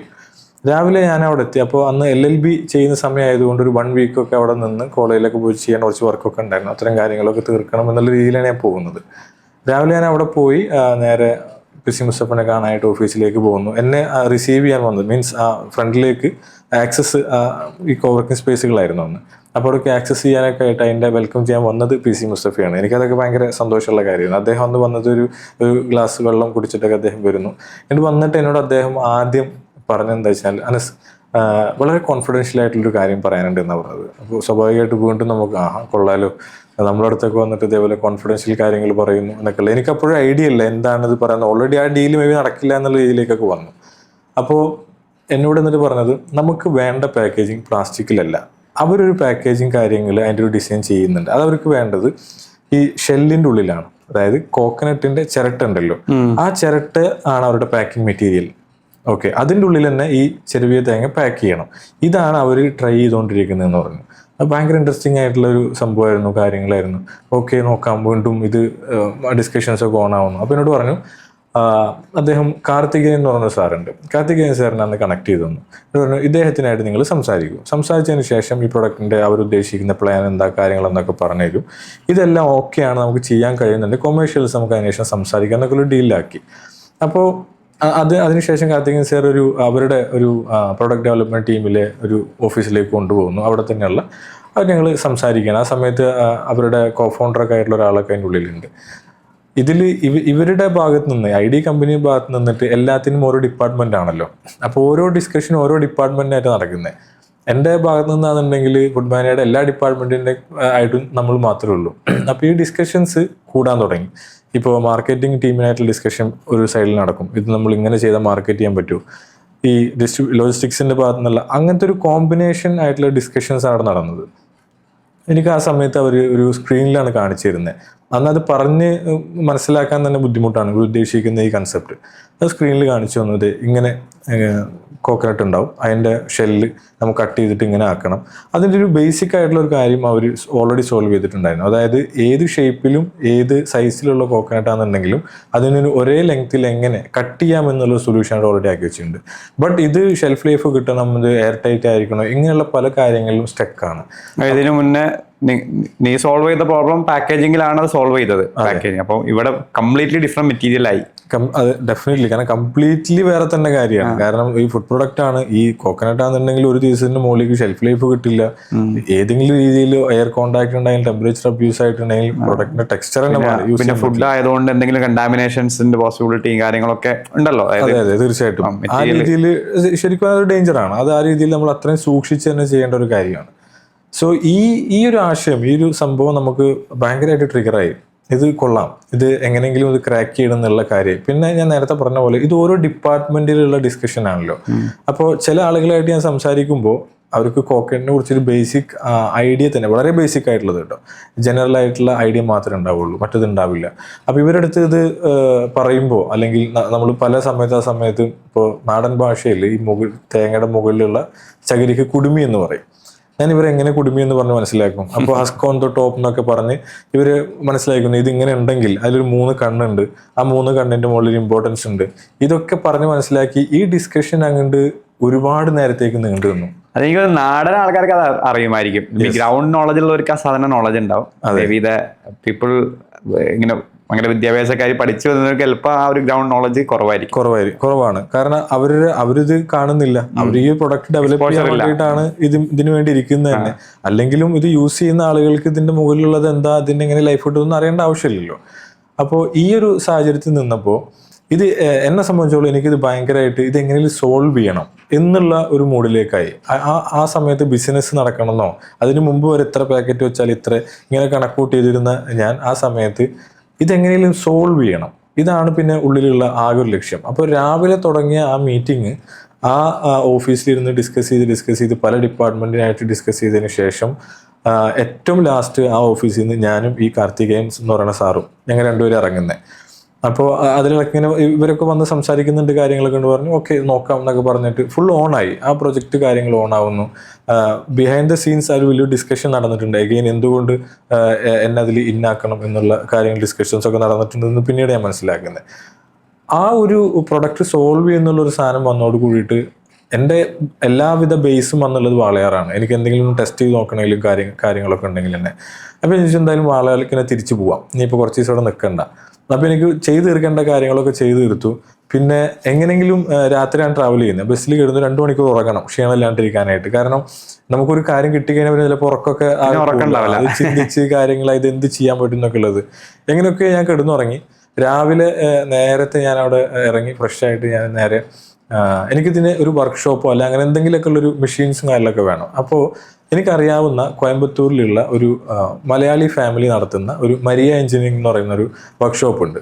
അപ്പോൾ അവരെ വിളിച്ചു. അന്ന് എനിക്ക് അധികം കണക്ഷൻ ഇല്ല അവരായിട്ട്, ചെറിയ 1-2 കാര്യങ്ങൾക്ക് ഞാൻ അവരായിട്ട് കണക്ട് ചെയ്തിട്ടുള്ളൂ. ഞാൻ അവരെ വിളിച്ചു ചോദിച്ചു, എനിക്കൊരു എക്സ്പെരിമെൻറ്റ് ചെയ്യാനുണ്ട്, ഇന്നത്തെ ഒരു ഫുൾ ഡേ എനിക്ക് നിങ്ങൾ തരുമോ, നിങ്ങളുടെ അവിടുത്തെ വർക്കേഴ്സിന് വേണ്ട വേജസും കാര്യങ്ങളൊക്കെ ഞാൻ കൊടുക്കാം, സപ്പോർട്ട് ചെയ്യാൻ പറ്റുമെന്ന് ചോദിച്ചു. ഞാനൊരു ഫ്ലോയിൽ ചോദിച്ചതാണ്. അവർ അതേ ഫ്ലോയിൽ എന്ത് കണ്ടിട്ടാന്ന് എനിക്ക് ഇപ്പോഴും മനസ്സിലായിട്ടില്ല, വളരെ കോൺഫിഡൻ്റ് അവർ പറഞ്ഞു ഓക്കെ വന്നോളൂ എന്ന് പറഞ്ഞു. ഞാൻ ഇവിടുന്ന് നേരെ വാളയാർന്ന് കുറേ തേങ്ങ ഒക്കെ വണ്ടിയിലൊക്കെ ആക്കി നേരെ കാറിൽ ചാക്കിലൊക്കെ ഇട്ടിട്ട് നേരെ കോയമ്പത്തൂരിൽ പോയി. കോയമ്പത്തൂരിൽ പോയിട്ട് ഞാൻ രാവിലെ തൊട്ടിട്ട് ലെയ്ത്ത് മെഷീനിൽ, നമ്മൾ മെഷീനൊക്കെ ചെയ്യുന്ന ലെയ്ത്ത് മെഷീനിൽ കോക്കനട്ട് വെച്ചിട്ടാണ് ഞാൻ പല ടെസ്റ്റിംഗ് കാര്യങ്ങളും ചെയ്യുന്നത്. എനിക്ക് അവരുടെ ഭാഗത്തുനിന്നുള്ള സപ്പോർട്ട് ഒരുപാട് രീതിയിൽ കിട്ടിയിട്ടുണ്ട്. അത് ഞങ്ങൾ ഒരുമിച്ച് ഓരോരോ ടെസ്റ്റ് ചെയ്യുന്നു. എനിക്ക് ആദ്യം ക്രാക്ക് ചെയ്യേണ്ടിയിരുന്നത് നേരത്തെ പറഞ്ഞ പോലെ ഏത് ഷേപ്പിൽ ഏത് സൈസിലാണെങ്കിലും എങ്ങനെ ഇതിനൊരു ക്യാപ്പ് കൊണ്ടുവരാം, എങ്ങനെ എയർ ടൈറ്റ് ആക്കാം എന്നുള്ളതായിരുന്നു. കാരണം അതെനിക്ക് ആക്കിയിട്ടുണ്ടെങ്കിൽ ബാക്കി ചെയ്യാനുള്ള കാര്യങ്ങൾ ഓൾറെഡി ഞാൻ സോൾവ് ചെയ്ത് വെച്ചിട്ടുണ്ട്. ഇതിന് വേണ്ടിയിട്ട് രാവിലെ തൊട്ടിട്ട് ഉള്ള ഓരോരോ എക്സ്പെരിമെൻറ്റുകളായി. അങ്ങനെ ഏകദേശം എനിക്ക് ഒന്ന് വൈകുന്നേരം ആയപ്പോൾ അന്ന് ഭക്ഷണമോ കാര്യങ്ങളൊന്നുമില്ല, ചുമ്മാ ഒരു ചായ കുടിക്കും. കാരണം ഇതെങ്ങനെയെങ്കിലും ക്രാക്ക് ചെയ്യണം, ഇത് മാത്രമേ ഉള്ളൂ മൈൻഡിൽ. ഇത് നേരെ ഒരു വൈകുന്നേരം ഒരു 4 മണി ആ സമയമൊക്കെ ആയ സമയത്ത് എനിക്കൊരു സൊല്യൂഷൻ കിട്ടി. അതൊരു വുഡൻ മെറ്റീരിയലിലാണ് എനിക്ക് സൊല്യൂഷൻ ചെയ്യാൻ പറ്റിയത്. സൊല്യൂഷൻ കിട്ടി ഞാൻ വളരെ വീണ്ടും സന്തോഷമായ കാര്യങ്ങളായി. അപ്പോൾ എന്നോട് ഓൾറെഡി തലേ ദിവസത്തെ മീറ്റിങ്ങിൽ പറഞ്ഞിട്ടുണ്ട്, ഇതിന് എന്തെങ്കിലും സൊല്യൂഷൻസ് അനസ് കണ്ടുപിടിക്കാൻ പറ്റുകയെന്നുണ്ടെങ്കിൽ വിളിച്ചാൽ മതി, നമുക്ക് ഇരുന്ന് കാര്യങ്ങളൊക്കെ ചെയ്യാൻ. ഇതിൽ ആക്ച്വലി ഞാൻ ജസ്റ്റ് ഒരു എനിക്ക് കോൺടാക്റ്റിന് വേണ്ടി ചോദിക്കുന്ന, അപ്പം ഈ തേങ്ങയുടെ ഈ ചിരട്ടയിൽ ഒരു ഹോള് ചെയ്തിട്ട് അതിനൊരു ക്യാപ്പ് വെക്കുക എന്നുള്ളതാണോ അതിന്റെ ഒരു ഡയറക്ഷൻ? അതാണോ നിങ്ങളുടെ ഒരു പ്ലാൻ ഉണ്ടായിരുന്നത്? ആദ്യം അതായിരുന്നു പ്ലാൻ ഉണ്ടായിരുന്നത്. പക്ഷെ ഈ ക്യാപ്പ് എന്താ വെച്ച് കഴിഞ്ഞാൽ ഇത് എയർ ടൈറ്റ് ആയിട്ടിരിക്കണം. നമുക്കിത് ഒരേ ഷേപ്പിലോ ഒരേ സൈസിലോ കിട്ടുകയാണെന്നുണ്ടെങ്കിൽ പിന്നെയും കുഴപ്പമില്ല. ഇതൊരു നാച്ചുറൽ പ്രോഡക്റ്റ്, നമുക്കൊന്നും പ്രെഡിക്ട് ചെയ്യാൻ പറ്റില്ല. വേറെ വേറെ സൈസ് ആയിരിക്കും. അതേപോലെ നമുക്ക് പ്ലാസ്റ്റിക് ബോട്ടിൽ വെക്കുന്ന പോലെ ക്യാപ്പ് ഒന്നും വെക്കാനും പറ്റില്ല, പ്ലാസ്റ്റിക് യൂസ് ചെയ്യാനും പറ്റില്ല. അത് അവരുടെ പോളിസിക്ക് എതിരാണ്. അപ്പോൾ ഈ എയർ ടൈറ്റ് ആയിട്ടിരിക്കണമെന്ന് മാത്രമല്ല, നമ്മളൊന്ന് ആലോചിച്ചേക്ക്, ഒരു സൂപ്പർ മാർക്കറ്റിൽ നമ്മൾ പോകുന്നു, അവിടെ ഈ ഇത്തരം പ്രൊഡക്റ്റുകൾ ഇരിക്കുമ്പോൾ ഒരു വൃത്തി, ഒരു അല്ലെങ്കിൽ ഒരു ഭംഗി വേണമല്ലോ. ഇത് പല ഷേപ്പും പല രീതിയിലൊക്കെയാണ്, ആ ഭംഗി കിട്ടില്ല. അപ്പോൾ ഇങ്ങനെ ഏത് രീതിയിൽ വന്നാലും ഒരേ ഒരു യുണീക്നെസ് ഈക്വൽ ആയിട്ട് ഇരിക്കുന്ന രീതിയിലേക്ക് എത്തണമെന്നുണ്ടെങ്കിൽ എന്ത് ചെയ്യണം? ഇതൊക്കെയായിരുന്നു ആദ്യം ക്രാക്ക് ചെയ്യേണ്ടിരുന്നത്. സോ ഇതിൻ്റെ ഈ സൊല്യൂഷൻ കിട്ടിയേക്ക് ഞാൻ അവരെ വിളിച്ചു. ഞാൻ തന്നെ കാർത്തികേയൻ സാറിനെ വിളിച്ചു. ഞാനിങ്ങനെ സൊല്യൂഷൻ ആക്കിയിട്ട്, അപ്പോൾ അദ്ദേഹം പറഞ്ഞു മീറ്റിങ്ങിലാണെന്ന്. അപ്പോൾ മീറ്റിംഗ് അവിടെയൊക്കെ നടക്കുന്ന മീറ്റിംഗ് പെട്ടെന്ന് കഴിയില്ലെന്ന് എനിക്കറിയാം. കാരണം അതിൻ്റെ തലേ ദിവസം ഒരു ഫുൾ ഡേ മീറ്റിംഗ് കണ്ടക്ട് ചെയ്തിട്ടാണ് വരുന്നത്. അപ്പോൾ ഞാൻ എന്ത് ചെയ്തു, അവിടുന്ന് കുറച്ച് ഫോട്ടോസും വീഡിയോസൊക്കെ, ഇതാണ് സൊല്യൂഷൻ, ഇത് ഇന്ന രീതിയിലാണ് ചെയ്യുന്നതെന്നൊക്കെ കൊണ്ട് വീഡിയോ എടുത്ത് ഞാൻ അയച്ചു കൊടുത്തു. ഞാൻ നേരെ തിരിച്ച് വാളയിലേക്ക് വരികയാണ്. ഞാൻ വീഡിയോ അയച്ചു ഡ്രൈവ് ചെയ്യുന്ന സമയത്ത് എനിക്ക് ഇങ്ങനെ ഫോണിൽ മെസ്സേജുകൾ ഇങ്ങനെ വരുന്നത് കേൾക്കാം. ഞാൻ സൈഡാക്കി നോക്കുമ്പോൾ ആ ഒരു സൊല്യൂഷൻ അത് അവർക്ക് ഇഷ്ടപ്പെട്ടിട്ടുണ്ട്. ഓക്കെ, ഇത് നല്ല സൊല്യൂഷനാണ്, കാര്യങ്ങളായി. അഗെയിൻ എന്നോട് ചോദിച്ചു, അനസ് ഇത് നമുക്ക് കാര്യങ്ങൾ നോക്കാം, നെക്സ്റ്റ് സ്റ്റെപ്പിലേക്ക് നോക്കാം, എന്തായാലും ഒന്ന് വരും, നമുക്ക് ഇരിക്കാന്ന് പറഞ്ഞു. അപ്പോൾ ഞാനിപ്പോൾ ഉള്ളത് ഇവിടെയാണ്, കോയമ്പത്തൂരാണ്, കാര്യമാണ്. അപ്പോൾ അവർ ചിന്തിച്ചിട്ടില്ല ഞാൻ അതിന് വേണ്ടിയിട്ട് വീണ്ടും ഇങ്ങോട്ട് ട്രാവൽ ചെയ്യുമെന്ന് അറിയില്ല. അവർ വിചാരം ഞാനിപ്പോഴും ബാംഗ്ലൂർ ഉണ്ടെന്നാണ്. ഓക്കെ, ഞാൻ വരാമെന്ന് പറഞ്ഞു. അതിന് വീണ്ടും ബാംഗ്ലൂരിലേക്ക് പോകുന്നു, ഡിസ്കഷൻസ് സ്റ്റാർട്ട് ചെയ്യുന്നു. അന്നുണ്ടായിരുന്നത് ഈ സൊല്യൂഷൻ ആയെങ്കിലും ഇത് കോസ്റ്റ്ലിയാണ്. ഈ ഒരു ക്യാപ്പ് ഞാൻ വെക്കണമെങ്കിൽ തന്നെ അന്ന് എനിക്ക് തോന്നുന്നു 50 രൂപയുടെ മുകളിലേക്ക് ആ ക്യാപ്പിന് മാത്രം വരും. അങ്ങനെ ഒരു മാർക്കറ്റിലേക്ക് സ്കെയിൽ ചെയ്ത് പോകുന്ന സമയത്താണെന്നുണ്ടെങ്കിൽ. ബട്ട് അതൊരു വയബിൾ അല്ല. ആകെ പ്രൊഡക്റ്റിന് MRP വരുന്നത് തന്നെ 60 രൂപയാണ്. അപ്പോൾ ആ രീതിയിലേക്ക് പിന്നെ കോസ്റ്റിങ്ങിൽ എങ്ങനെ വർക്ക് ചെയ്യാം, ഈ ഒരു ജേണി ഫുൾ ഫ്ലഡ്ജിൽ അങ്ങോട്ട് സ്റ്റാർട്ട് ചെയ്യാൻ തുടങ്ങി. വീക്കിലി ഒരു 1-2 തവണ ഞാൻ ബാംഗ്ലൂരിൽ പോയി വരുന്നു, പല രീതിയിലുള്ള എക്സ്പീരിയൻസ് ചെയ്ത് നോക്കുന്നു, എങ്ങനെയാണ് ഇതിനെ ക്രാക്ക് ചെയ്യുക. ഇതിലൂടെ എനിക്ക് അന്ന് കിട്ടിയത് എന്താ വെച്ച് കഴിഞ്ഞാൽ, ഈ PC മുസ്തഫയുടെ ഒരു ക്വാളിറ്റി ഉള്ളത്, അദ്ദേഹം നന്നായി സപ്പോർട്ട് ചെയ്യും. പ്രത്യേകിച്ച് യങ് ഓണ്ടർപ്രണേഴ്സിനെ നന്നായി സപ്പോർട്ട് ചെയ്യും. ഇദ്ദേഹം നമുക്ക് തരുന്ന അഡ്വൈസുകളുണ്ട്. ഞാൻ നേരെ കയറി ചെല്ലുന്നത് ഇദ്ദേഹത്തിൻ്റെ ക്യാബിനിലേക്കും അതുപോലെ ഇദ്ദേഹത്തിൻ്റെ ഓഫീസിലേക്കൊക്കെയാണ്. അവിടെ ഒരു കോർപ്പറേറ്റ് കമ്പനി റൺ ചെയ്യാണ്. സ്ട്രക്ചറുകൾ നേരത്തെ പറഞ്ഞ പോലെ ഒരുപാട് സ്ട്രക്ചറുകൾ, എങ്ങനെയാണ് ഇത് വർക്ക് ചെയ്യുന്നത്, ടീം ഉണ്ടാകുമ്പോൾ എങ്ങനെയാണ്, ഡിസ്ട്രിബ്യൂഷൻ എങ്ങനെ പോകുന്നത്, ഇങ്ങനെ തുടങ്ങി ഒരുപാട് നോളജുകൾ ഞാൻ പോലും അറിയാതെ എനിക്ക് കിട്ടിയ ഒരു ടൈമായിരുന്നു അത്. അവിടുന്ന് മെല്ലെ മെല്ലെ മെല്ലെ ഒരു സൊല്യൂഷനിലേക്ക് എത്തി. ഇതിനെങ്ങനെ കോസ്റ്റ് കട്ട് ചെയ്യുന്നുള്ളൊരു തോട്ട് നടക്കുന്ന സമയത്ത് ഇത് കണ്ടുപിടിച്ച് നമ്മൾ സൊല്യൂഷൻ ഓക്കെയാണ്. പക്ഷെ നമുക്കിപ്പോൾ ഈ മാർക്കറ്റിൽ സാധനം ഇറക്കണമെങ്കിൽ അതിന്റെ കോസ്റ്റ് കൂടുതലാണ്. അതെ, അപ്പൊ അത് കസ്റ്റമേഴ്സിന് ബിയർ ചെയ്യാനും പറ്റില്ല. നിങ്ങൾക്ക് അത് കോസ്റ്റ് കുറയ്ക്കണം. അതെ, നെക്സ്റ്റ് പ്രോബ്ലം അതായി. അതെ, എനിക്ക് തോന്നുന്നു ഓരോ ഷെൽഫ് ലൈഫ് ആദ്യം സോൾവ് ചെയ്തു, പിന്നെ അതിനുള്ള നമുക്ക് ആ നാച്ചുറൽ മെറ്റീരിയൽസ് ഉപയോഗിച്ചുള്ള പാക്കേജിങ് സോൾവ് ചെയ്തു, നെക്സ്റ്റ് കോസ്റ്റ് ആയി. അതെ, ഓക്കെ. അത് കഴിഞ്ഞപ്പോഴത്തേനും എന്തുണ്ടായെന്ന് വെച്ചിട്ടുണ്ടെങ്കിൽ ഒരു ടീമായി.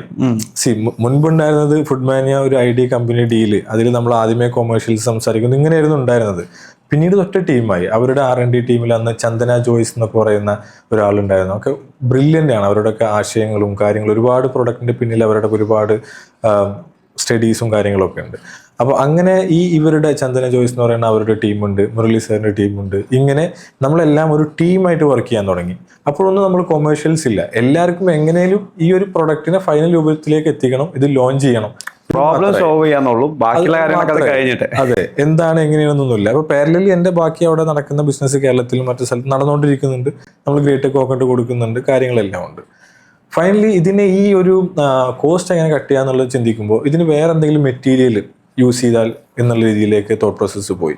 അപ്പോൾ ആ സമയത്താണ് ഞാൻ ഒരുപാട് ഇപ്പോൾ ഈ പറയുന്ന നമ്മൾ ഈ തെങ്ങിൽ തന്നെ ഉണ്ടാകുന്ന ഓല ഉണ്ടല്ലോ, ഈ ഓലയുടെ നമ്മൾ നാട്ടിൽ മടൽ എന്നാണ് പറയുക, ആ മടൽ യൂസ് ചെയ്ത് അത് കട്ട് ചെയ്ത് വെച്ചാലോ എന്നൊക്കെ ഉള്ളത്. അപ്പോൾ അതിൽ സ്ട്രിങ്കേജ് വരും. ഇങ്ങനെ വ്യത്യസ്തപരമായ രീതിയിൽ നമ്മൾ പല പല കാര്യങ്ങൾ ചെക്ക് ചെയ്ത് നോക്കാം അവിടെ. അങ്ങനെ എൻ്റെ കോളേജിൽ ഉണ്ടായിരുന്ന എൻ്റെ ജൂനിയർ ആയിട്ടുണ്ടായിരുന്ന ഒരു ആളിനോട് ഇങ്ങനെ പറഞ്ഞു, ഇന്ന രീതിയിൽ ഒരു വൈൻ ബോട്ടിമിലൊക്കെ കാണുന്നൊരു സംഭവം ഉണ്ട്, ഓക്കെ അങ്ങനെ ഒരു സാധനം കണ്ടിട്ടുണ്ടോ ചോദിച്ചാൽ, ഓക്കെ അതൊരു കോർക്ക് എന്ന് പറയുന്ന സാധനം ഉണ്ട്, ഓക്കെ അതൊന്ന് ട്രൈ ചെയ്ത് നോക്കിയാലോ എന്ന് പറഞ്ഞു. അപ്പോൾ അതിനെക്കുറിച്ച് പഠിക്കാൻ തുടങ്ങി. നോക്കിയപ്പോൾ അത് കൂടുതലും ഈ ഡൽഹി ബേസ് ചെയ്തിട്ടൊക്കെയാണ് പ്രൊഡക്ഷൻ എനിക്ക് അന്ന് കാണാൻ പറ്റിയത്.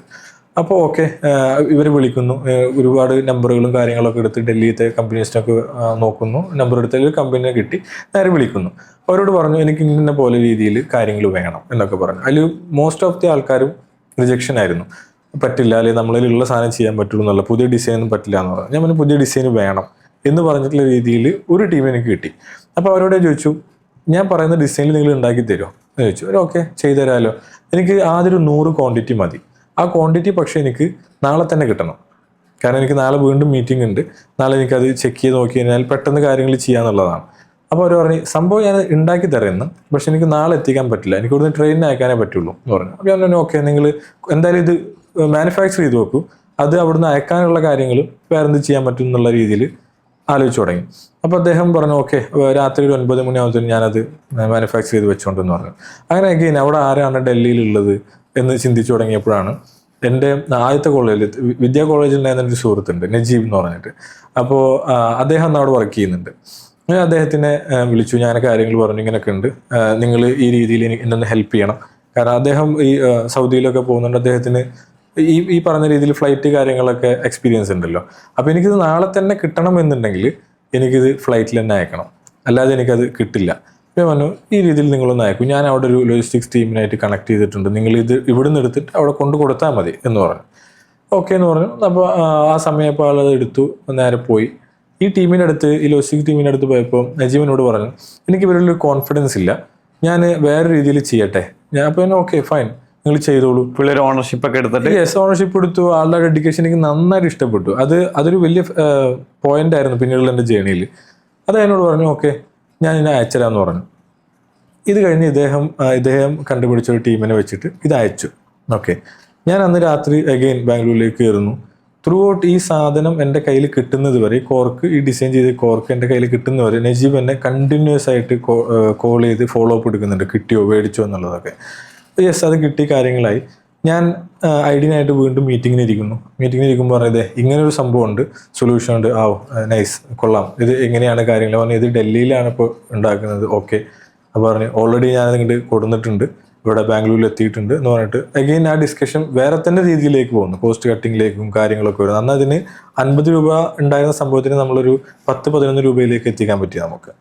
അങ്ങനെ വീണ്ടും ആ പ്രൊഡക്റ്റിലേക്ക് ഇൻഡെപ്ത് ആയിട്ട് നമ്മൾ മാർക്കറ്റിലേക്ക് ഇറക്കുന്ന രീതിയിലേക്ക് കാര്യങ്ങൾ ഡിസ്കഷൻസ് വന്നു തുടങ്ങി. എങ്ങനെ പ്രൊഡക്ഷൻ ചെയ്യാം, പാക്കേജിങ്ങും കൈൻഡ് ഓഫ് സോൾവ് ആയി. 100 യൂണിറ്റ് 10-11 രൂപ എന്ന് പറയുമ്പോൾ വീണ്ടും വോളിയത്തിൽ കുറച്ചും കൂടി നിങ്ങൾക്ക് അത് കുറയ്ക്കാൻ പറ്റും. അതന്നെയായിരുന്നു അന്നുണ്ടായിരുന്ന തോട്ട് പ്രോസസ്, അങ്ങനെ തന്നെയായിരുന്നു.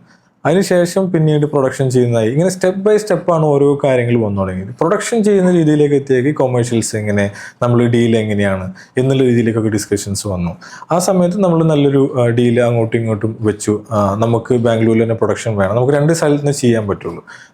നമ്മൾ ബേസുള്ളത് ഫുഡ്മാനയുടെ ബേസുള്ളത് വാളയാറാണ്. അപ്പോൾ അവിടുന്ന് ഓൾമോസ്റ്റ് ഒരു പകുതി പ്രോസസ്സ് കഴിഞ്ഞിട്ടാണ് ഇങ്ങോട്ട് വരുന്നത്, ബാംഗ്ലൂരിലേക്ക് വരും. ബാംഗ്ലൂരിൽ അതിൻ്റെ ബാക്കി പ്രോസസ്സ് ചെയ്ത് ഫൈനലാക്കിയിട്ട് പോകും. അപ്പോൾ ബാംഗ്ലൂരിൽ നമുക്കൊരു പ്രൊഡക്ഷൻ യൂണിറ്റ് ഒക്കെ വേണം. അപ്പോൾ എനിക്ക് ID ഫ്രഷിൻ്റെ കമ്പനിയുടെ ഉള്ളിൽ തന്നെ അവരുടെ മാനുഫാക്ചറിങ് യൂണിറ്റിൽ തന്നെ സ്പേസ് ഒക്കെ തന്നിട്ട് ഫുഡ് മാനിയുടെ പ്രൊഡക്ഷൻ നമ്മൾ അവിടെ ചെയ്തു. അങ്ങനത്തെ ഡീലൊക്കെ വളരെ റെയർ ആണ് നടക്കാറുള്ളത്. അത്രയും സപ്പോർട്ടീവ് ആയിട്ട്. അതെ അതെ, അത്രയും സപ്പോർട്ട് വന്നു. ഇതൊരു വിൻ വിൻ ആണല്ലോ.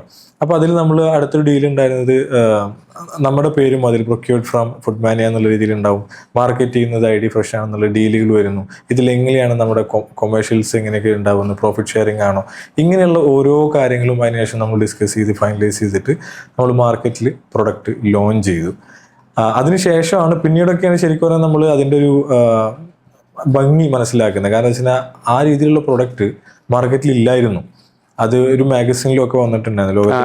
ഞാനും അത് കണ്ടിട്ടുണ്ട്. പക്ഷെ അതൊരിക്കലും അത് കാണുന്ന സമയത്ത് അതിന്റെ പിന്നിൽ അനസാണെന്നോ അല്ലെങ്കിൽ എങ്ങനെ കേരളത്തിലുള്ള ഒരു കമ്പനി അത് ഇൻവോൾവ് ആയിട്ടുള്ളതൊന്നും ഞാൻ അറിഞ്ഞിട്ടില്ല. ID ഒരു പ്രൊഡക്റ്റ് ഇറക്കിയിട്ടുണ്ട്. പക്ഷെ അതൊരു എനിക്ക് തോന്നുന്നു എൻ്റെ ഫോട്ടോസ് ഞാൻ വേണമെങ്കിൽ ഇതിലിങ്ങനെ ആഡ് ചെയ്യാം. എനിക്ക് തോന്നുന്നു ആ സമയത്ത് തന്നെ അവർ ഗേറ്റഡ് കോക്കനട്ടും ചെയ്തിട്ടുണ്ട്. പിന്നെ ഒന്ന് ടെൻഡർ കോക്കനട്ടും ചെയ്തിട്ടുണ്ടെന്ന് തോന്നുന്നു. അത് രണ്ടും ഒരേ സമയത്തൊക്കെ ലോഞ്ച് ചെയ്ത പോലെ എനിക്ക് ഫീൽ ചെയ്യുന്നത്. അതെ അതെ, അത് രണ്ടും ഒരുമിച്ച് ലോഞ്ച് ചെയ്തത്. ഞാൻ അങ്ങനെ തന്നെയാണ് അത് വായിച്ചതും എനിക്ക് ഓർമ്മയുണ്ട്. സോ അങ്ങനെ ആ പ്രൊഡക്റ്റ് ലോഞ്ചായി നല്ല രീതിയിൽ മുന്നോട്ട് പോകുന്നു. നമുക്ക് ഒരുപാട് എക്സ്പോഷർ കിട്ടുന്നു. പ്രൊഡക്റ്റ് മാനുഫാക്ചറിങ്ങിലും അതുപോലെ പല ഈ ഇൻഡസ്ട്രിയുമായി ബന്ധപ്പെട്ട കാര്യങ്ങളിൽ എക്സ്പോഷർ കിട്ടുന്നു. അങ്ങനെ ഇരിക്കുന്ന സമയത്ത് ഒരു ഭാഗത്ത് ഈ ബിസിനസ്സിൻ്റെ ഭാഗത്ത് ഉണ്ടായത് ഒരു കൊറോണ വരുന്ന സമയം കാര്യങ്ങളൊക്കെ വന്നിട്ട് കോർ പ്രൊഡക്റ്റിനെ ഫോക്കസ് ചെയ്യുന്ന രീതിയിലേക്കൊക്കെ വന്നിട്ട് അതങ്ങനെ ഒന്ന് സ്ലോ ഡൗൺ ചെയ്യേണ്ട രീതിയിലേക്ക് വീണ്ടും വരുന്നു.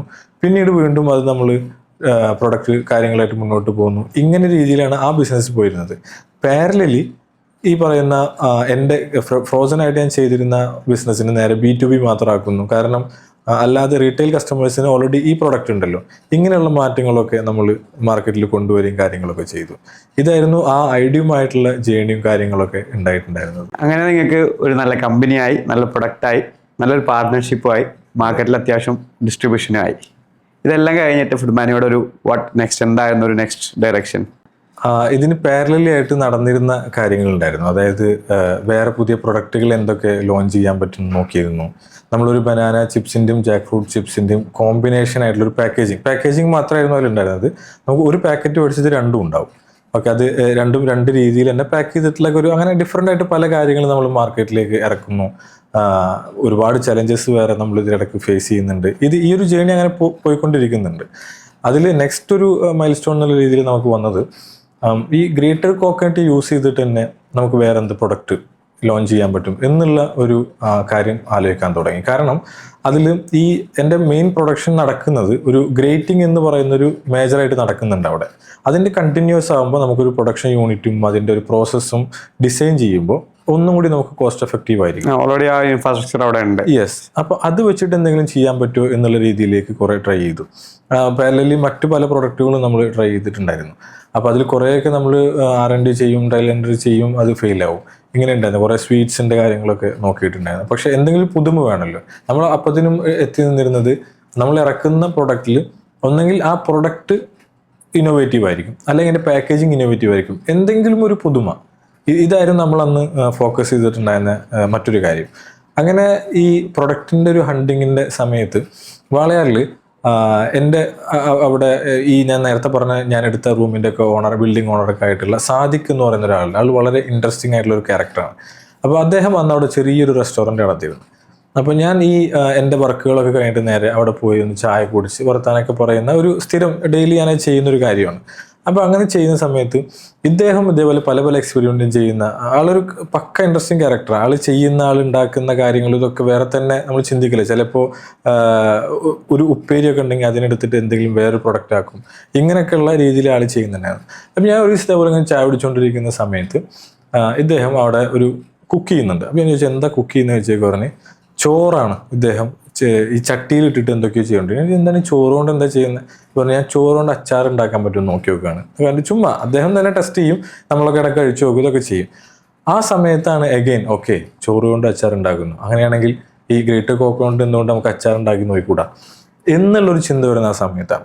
ഞാൻ പറഞ്ഞു ഓക്കെ കൊള്ളാം, നമുക്ക് തേങ്ങ ചെറിയ കൊണ്ട് അച്ചാർ ഉണ്ടാക്കി വയ്ക്കാമല്ലോ എന്ന് പറയുന്നു. ഓക്കെ ട്രൈ ചെയ്ത് നോക്കാം എന്ന് പറഞ്ഞിട്ട് അന്ന് അവിടുത്തെ രാത്രി മറ്റേ ഈ ഹോട്ടലിലെ വർക്കുകളും കാര്യങ്ങളൊക്കെ കഴിഞ്ഞിട്ട് ഞങ്ങൾ തേങ്ങ ചെറുകിയതൊക്കെ കൊണ്ടുവരുന്നു. എന്നിട്ട് ഞങ്ങൾ അച്ചാറൊക്കെ ഉണ്ടാക്കി വയ്ക്കുക. അന്നൊരു ലിക്വിഡ് ഫോർമാറ്റിലേക്കാണ് അത് വന്നത്. പക്ഷേ നല്ല രസമുണ്ടായിരുന്നു ഞങ്ങൾ ഉണ്ടാക്കി നോക്കിയപ്പോൾ. ഇത് കഴിഞ്ഞ് ഇതിനെ ഓക്കെ മാർക്കറ്റിലേക്ക് എത്തിക്കുന്ന രൂപത്തിലേക്ക് വരണം. അപ്പോൾ ഇതിനും ഒരു പ്രൊഡക്റ്റ് ആയല്ലോ, കോക്കനട്ട് പിക്കിൾ എന്നുള്ളത് വരുന്നു. മാർക്കറ്റിൽ അങ്ങനെ ഗ്രേറ്റ് ചെയ്ത ഫോമിൽ കോക്കനട്ട് പിക്കിൾ ഇല്ല. അതിലൊരു ഇൻട്രസ്റ്റിംഗ് ഒരു കാര്യമുണ്ടെന്ന് തോന്നുന്നു. ഇനി ഇതിനെ എങ്ങനെ മാർക്കറ്റിലേക്ക് എത്തിക്കുന്ന രൂപത്തിലേക്ക് എന്നുള്ള കാര്യങ്ങളെ കുറിച്ച് പഠിക്കുന്നു, R&D ചെയ്യുന്നു, ഷെൽഫ് ലൈഫ് ചെയ്യുന്നു, ഇങ്ങനെയുള്ള ആ ഹോൾ പ്രോസസ്സ് സെയിം പ്രോസസ്സ് കൊണ്ട് റിപ്പീറ്റ്. യെസ് അതൊരു ജേണിയാണ്. അതിലിടയ്ക്ക് ഒരുപാട് നമ്മൾ ചാലഞ്ചസ് ഫേസ് ചെയ്യും, പല സ്ഥലത്ത് സ്റ്റക്ക് ആവും, ഇങ്ങനെയുള്ള ഒരു ജേണി പോവുക. ഇത് ചെയ്തിട്ട് അഗൈൻ ഇതിനെനിക്ക് ഒരു ഒന്നും കൂടി ഒരു തിക്ക് ഫോമിലേക്ക് എത്തിക്കണം എന്നുള്ളത് വന്നു. അങ്ങനെ അതിനു വേണ്ടി ഞാൻ എൻ്റെ ഉമ്മയുടെ ഹെൽപ്പ് എടുത്തു. എൻ്റെ ഉമ്മ നന്നായി കുക്ക് ചെയ്യും. അപ്പോൾ അതുകൊണ്ട് തന്നെ ഉമ്മയുടെ അടുത്ത് പോയിട്ട് പറയും എനിക്കിതെല്ലാം ഒരു തിക്ക് ഫോമിലേക്ക് ആക്കി തരണം. ഓക്കെ, അതിനെന്താ ചെയ്യാന്ന് പറയുന്നത്. അപ്പോൾ ഞാനും ഉമ്മയും കൂട്ടി ഒരു ദിവസത്തെ പോലെ പല വീട്ടിൽ എക്സ്പെരിമെൻ്റ് കാര്യങ്ങളൊക്കെ ചെയ്ത് നോക്കുന്നു. അങ്ങനെ അതിനൊരു തിക്ക് ഫോമാറ്റിലേക്ക് എത്തി. ഇതെല്ലാം പൗഡർ ഫോമിലേക്ക് എത്തണം ഉള്ള രീതിയിലേക്ക് കൊണ്ടുവന്നു. ഇതൊക്കെ സോൾവ് ചെയ്യാനായിട്ട് ഉമ്മയുടെ ഹെൽപ്പ് എടുത്തു. ഇതെല്ലാം കഴിഞ്ഞേക്ക് ഒരു ഫൈനൽ പ്രൊഡക്റ്റിൻ്റെ ടെക്സ്ചർ കംപ്ലീറ്റ് ചെയ്തു. പിന്നെ അതിൻ്റെ പാക്കേജിങ്ങിലും കാര്യങ്ങളൊക്കെ ആയിരുന്നു. കാരണം നേരത്തെ പറഞ്ഞ പോലെ പാക്കേജിങ് ഇമ്പോർട്ടൻ്റാണ്. നമ്മൾ ഞാൻ പലപ്പോഴും പല സ്ഥലത്തും പറയാറുണ്ട്, അതായത് നമ്മുടെ കയ്യിൽ ചിലപ്പോൾ ഒരു ആശയം ഉണ്ടാവും, അല്ലെങ്കിൽ നമ്മളൊരു പ്രൊഡക്റ്റ് ഉണ്ടാവും. ഈ പ്രൊഡക്റ്റ് മേ ബി നാളെ നമ്മുടെ രാജ്യത്തിൻ്റെ GDP-യിൽ തന്നെ അല്ലെങ്കിൽ ലോകത്തിൻ്റെ എക്കോണമിയിൽ തന്നെ മാറ്റിമറിക്കാൻ കപ്പാസിറ്റി ഉള്ള പല ആശയങ്ങളും പല ആളുകളുടെ കയ്യിലും ഉണ്ടാവും. ഇത് പ്രോപ്പറായിട്ട് പ്രസൻറ്റ് ചെയ്യാൻ പറ്റിയിട്ടില്ലെങ്കിൽ അതുകൊണ്ട് ഒരു യൂസും ഇല്ല. ചിലപ്പോൾ ആ പ്രൊഡക്റ്റ് ആണെങ്കിൽ നമ്മൾ ഗോഡൗണിലിരിക്കും, ഓർ എൽസ് ആ ആശയം ആളുടെ മനസ്സിലിരിക്കും. ഇത് കമ്മ്യൂണിക്കേറ്റ് ചെയ്യാൻ കഴിയണം. ഇതിൻ്റെ ബിഹൈൻഡ് ദ സ്റ്റോറി കമ്മ്യൂണിക്കേറ്റ് ചെയ്യാൻ പറ്റണം. ആളുകൾക്ക് മുമ്പിൽ അവർക്ക് അട്രാക്ട് ചെയ്യുന്ന രീതിയിൽ പ്രസൻറ്റ് ചെയ്യാൻ പറ്റണം. ഇതിൻ്റെ ഒരു ഇമ്പോർട്ടൻസ് ഞാൻ മനസ്സിലാക്കിയിട്ടുണ്ടായിരുന്നു. അതുകൊണ്ട് തന്നെ കോക്കൻ പിക്കിളിൻ്റെ പാക്കേജിങ്ങിനെ എങ്ങനെ നന്നാക്കി കൊണ്ടുവരാം എന്നുള്ള രീതിയിലേക്കുള്ള പഠനവും കാര്യങ്ങളൊക്കെ ആയിട്ട് മുന്നോട്ട് പോയി. അതിൽ വളരെ ഇൻട്രസ്റ്റിംഗ് ആയിട്ടുള്ള എന്താ വെച്ചാൽ മിക്ക സ്ഥലങ്ങളിലും ഈ കോക്കൻ പിക്കിൾ അല്ലെങ്കിൽ മൊത്തത്തിൽ പിക്കിൾ എന്ന് പറയുന്ന ഒരു സംഭവം ഗ്ലാസ് ബോട്ടിൽസിലുണ്ടാവുക. ഞാൻ കുറച്ച് ഗ്ലാസ് ബോട്ടിൽസിലൊക്കെ വരുത്തിച്ചു പാക്ക് ചെയ്യാനൊക്കെ ആയിട്ട്. 12 ബോട്ടിൽ വരുത്തിയതിൽ പകുതിയോളം പൊട്ടി. അപ്പോൾ അത് നടക്കില്ല എന്ന് മനസ്സിലായി. അത് കഴിഞ്ഞിട്ട് ഗ്ലാസ് ബോട്ടിലിന് തോന്നിക്കുന്ന രീതിയിലേക്കുള്ള പ്ലാസ്റ്റിക് ബോട്ടിൽ കാര്യങ്ങളൊക്കെ നമ്മൾ കൊണ്ടുവരുന്നു. അപ്പോഴും അത് കഴിഞ്ഞ ലേബിൾസ് കാര്യങ്ങൾ വരുന്നു, അതിലൊരു പുതുമയില്ല. ഓക്കെ, അപ്പോൾ പുതുമ എന്ത് കൊണ്ടുവരും എന്നുള്ള ചിന്തിച്ച് നോക്കുമ്പോഴാണ് ഈ മുകളിൽ ഒരു ചാക്ക് പോലെ കെട്ടുന്നത്, ജൂട്ട് എന്നാണ് അതിന് പറയുന്നത്. ആ കെട്ടുന്നത് പല സ്ഥലത്തും നമ്മൾ അന്ന് മറ്റേ പിൻട്രസ്റ്റും ഗൂഗിളും ഇതൊക്കെ തന്നെയാണ് നമ്മളെ സ്റ്റാർട്ടിങ്. ഇനീഷ്യലി നമ്മൾ റെഫറൻസ് നോക്കുക എങ്ങനെ ചെയ്യാൻ പറ്റും, അങ്ങനെ ഏത് രീതിയിലാണ്. അങ്ങനെ എനിക്ക് വേറൊരു തേനിൻ്റെ പ്രൊഡക്റ്റും ഇതേപോലെ ഈ ജൂട്ട് വെച്ച് കിട്ടിയ ഒരു പ്രൊഡക്റ്റ് ഞാൻ കണ്ടു. അപ്പോൾ ഞാൻ ആ വ്യക്തിയുടെ നമ്പറൊക്കെ എടുത്ത്, അദ്ദേഹം കമ്പനിയൊക്കെ പൂട്ടി പോയിരിക്കണം. അതിനോട് ചോദിച്ചു നിങ്ങൾ ഇത് എവിടെ നിന്നാണ് ചെയ്തത്, എങ്ങനെ ചെയ്യുന്നൊക്കെ ചോദിച്ചു. അപ്പോൾ അതേപോലെ കൊൽക്കത്ത ബേസ് ചെയ്തിട്ടാണ് ഇത് കുറേ ആളുകൾ ചെയ്യുന്നതെന്ന് പറഞ്ഞു. അപ്പോഴേക്കും ഇതേപോലെ ഗൂഗിളിലും കാര്യങ്ങളിലൊക്കെ നമ്പർ എടുത്തു, കാര്യങ്ങളാക്കി അവിടെയുള്ള കമ്പനീസിനായിട്ട് നമ്മൾ നേരിട്ട് കണ്ടിട്ടില്ല, ഫോണിലൂടെ തന്നെ ഡീൽ ചെയ്യാൻ തുടങ്ങി. എന്നിട്ട് അവരോട് എനിക്ക് വേണ്ട ഷേപ്പിൽ ഇത് കട്ട് ചെയ്ത് സ്റ്റിച്ച് ചെയ്ത് അയച്ചു തരാൻ പറയുന്നു. ഇങ്ങനെ അതും അഗെയിൻ അതിൻ്റെ പിന്നാലെ ഒരുപാട് നടന്ന ഇതിൽ എങ്ങനെയാണ് കോസ്റ്റ് വരുന്നത്, എങ്ങനെ കോസ്റ്റ് കട്ട് ചെയ്യാൻ പറ്റുന്നതൊക്കെ നോക്കി ഇവരെ കോൺടാക്ട് ചെയ്ത് ആ ജൂട്ട് എന്ന് പറയുന്ന രീതിക്ക് ഒരു പാക്കിംഗ് മെറ്റീരിയൽ എത്തുന്നു. ഇങ്ങനെ മൾട്ടിപ്പിൾ സാധനങ്ങൾ കമ്പൈൻ ചെയ്തിട്ട് ഇതിനൊരു ഫൈനൽ ഒരു പാക്കേജിങ്ങിലേക്ക് എത്തിക്കുന്നു. എനിക്ക് തോന്നുന്നു ആ കോക്കൻ പിക്കിൾ എന്നുള്ളൊരു പ്രൊഡക്റ്റ് അവിടെ യുണീക്കാണ്, ഈ പാക്കേജിങ് എന്നുള്ളത് യുണീക്കാണ്. ഇനി എനിക്ക് എന്തെങ്കിലും ഇനിയും ചെയ്യണം. അപ്പോൾ ഇത് മനുഷ്യൻ്റെ സൈക്കോളജി ഇതിൽ ഇമ്പോർട്ടൻ്റ് ആണ്. ഓക്കെ, അപ്പോൾ ഞാൻ ചെയ്തത് ഒരു വ്യക്തി ഒരു പ്രൊഡക്റ്റ് യൂസ് ചെയ്യുന്ന സമയത്ത് ആൾ സന്തോഷമായിട്ടിരിക്കുന്നുണ്ടെങ്കിൽ അതിൻ്റെ റിസൾട്ട് നമുക്ക് കിട്ടും. അപ്പോൾ അതിനു വേണ്ടി ഞാൻ ചെയ്തത് ഒരു വ്യക്തി ഈ ബോട്ടിൽ ഓപ്പൺ ചെയ്തിട്ടുണ്ടെങ്കിൽ അതിനുള്ളിൽ ഞാൻ എഴുതി വെച്ചത് ഓപ്പൺ വിത്ത് എ സ്മൈൽ എന്നുള്ള രീതിയിലാണ്. അപ്പോൾ അന്ന് എൻ്റെ കോക്കൻ പിക്കിളിൻ്റെ ബോട്ടിലിന് പാക്കേജിങ് എന്ന് പറയുന്നത് മുകളിൽ ഒരു ജൂട്ട് കെട്ടിയിട്ടിരിക്കുന്ന ഒരു ബോട്ടിൽ കാണാം. ഓക്കെ, എൻ്റെ കാഴ്ചപ്പാട് ഇങ്ങനെയായിരുന്നു, ഒരു വ്യക്തി നടന്നു പോകുന്ന സമയത്ത് പെട്ടെന്ന് ആൾ ഐ കോണ്ടാക്ട് ഇതിൽ കിട്ടണം, ഈ ജൂട്ടും കാര്യങ്ങളൊക്കെ കെട്ടി വെച്ചിട്ട്. നെക്സ്റ്റ് ആൾ കാണുന്നത് കോക്കൻ പിക്കിൾ എന്നുള്ള പേരാണ്. അതിൽ ആൾക്കൊരു ക്യൂരിയോസിറ്റി വരും. അപ്പോൾ ഒരു ക്യൂരിയോസിറ്റി ബൈയിങ്ങിനുള്ള ഒരു ചാൻസ് അവിടെ ക്രിയേറ്റ് ചെയ്തു. ഇതിന് ശേഷം ഇദ്ദേഹം ഇത് കാട്ടിലേക്ക് എടുത്തിട്ടതിന് ശേഷം ഇത് കോക്കൻ പിക്കിളാണല്ലോ ട്രൈ ചെയ്യുന്ന സ്ഥാനത്തേക്ക് വരും. ഇത് ഇദ്ദേഹം വീട്ടിൽ കൊണ്ടുപോയിട്ട് യൂസ് ചെയ്യാൻ വേണ്ടിയിട്ട് തുറക്കുമ്പോൾ ഈ ജൂട്ട് മാറ്റുന്ന സമയത്ത് അതിൽ എഴുതി വെച്ചിട്ടുണ്ടാവുക ഓപ്പൺ വിത്ത് സ്മൈൽ എന്നാണ്. ഒരു 90% ആൾക്കാർ ഒന്ന് ചിരിക്കും. ചിലപ്പോൾ അത് കളിയാക്കിയിട്ടായിരിക്കാം, അല്ലെങ്കിൽ വേറെ ഏത് രീതിയിലായിരിക്കാം. എനിവേ അവിടെ ആ സൈക്കോളജി വർക്കൗട്ട് ആവുന്നുള്ള ഇൻഡ്യൂഷൻ എനിക്ക് തോന്നിയിരുന്നു. സോ ആ രീതിയിൽ അത് ഓപ്പൺ ചെയ്യുന്നു. എഗൈൻ ഇതിന് ശേഷം ആ വ്യക്തിയെ ടേസ്റ്റ് ചെയ്ത് നോക്കുന്നു. ആ ടേസ്റ്റിൽ അത് product should be the hero എന്നുള്ള സാധനം നമ്മൾ ഫസ്റ്റോട് തന്നെ മെയിൻറ്റെയിൻ ചെയ്യുന്ന കാര്യം. അത് നമ്മൾ അത്രയും കോൺഫിഡൻറ്റാണ്. അപ്പോൾ ആ പ്രൊഡക്റ്റ് ഈ രീതിയിലേക്ക് മാർക്കറ്റിൽ നമ്മൾ ഇറക്കി. അതിന് നല്ല രീതിയിൽ ഡിസ്ട്രിബ്യൂഷൻസ് കാര്യങ്ങൾ വരാൻ തുടങ്ങി. ഇത് ഡിസ്ട്രിബ്യൂട്ട് ചെയ്യട്ടെ എന്ന് ചോദിച്ചിട്ട് ആളുകൾ നമ്മുടെ അടുത്തേക്ക് ഇങ്ങോട്ട് കോൺടാക്ട് ചെയ്യാൻ തുടങ്ങി.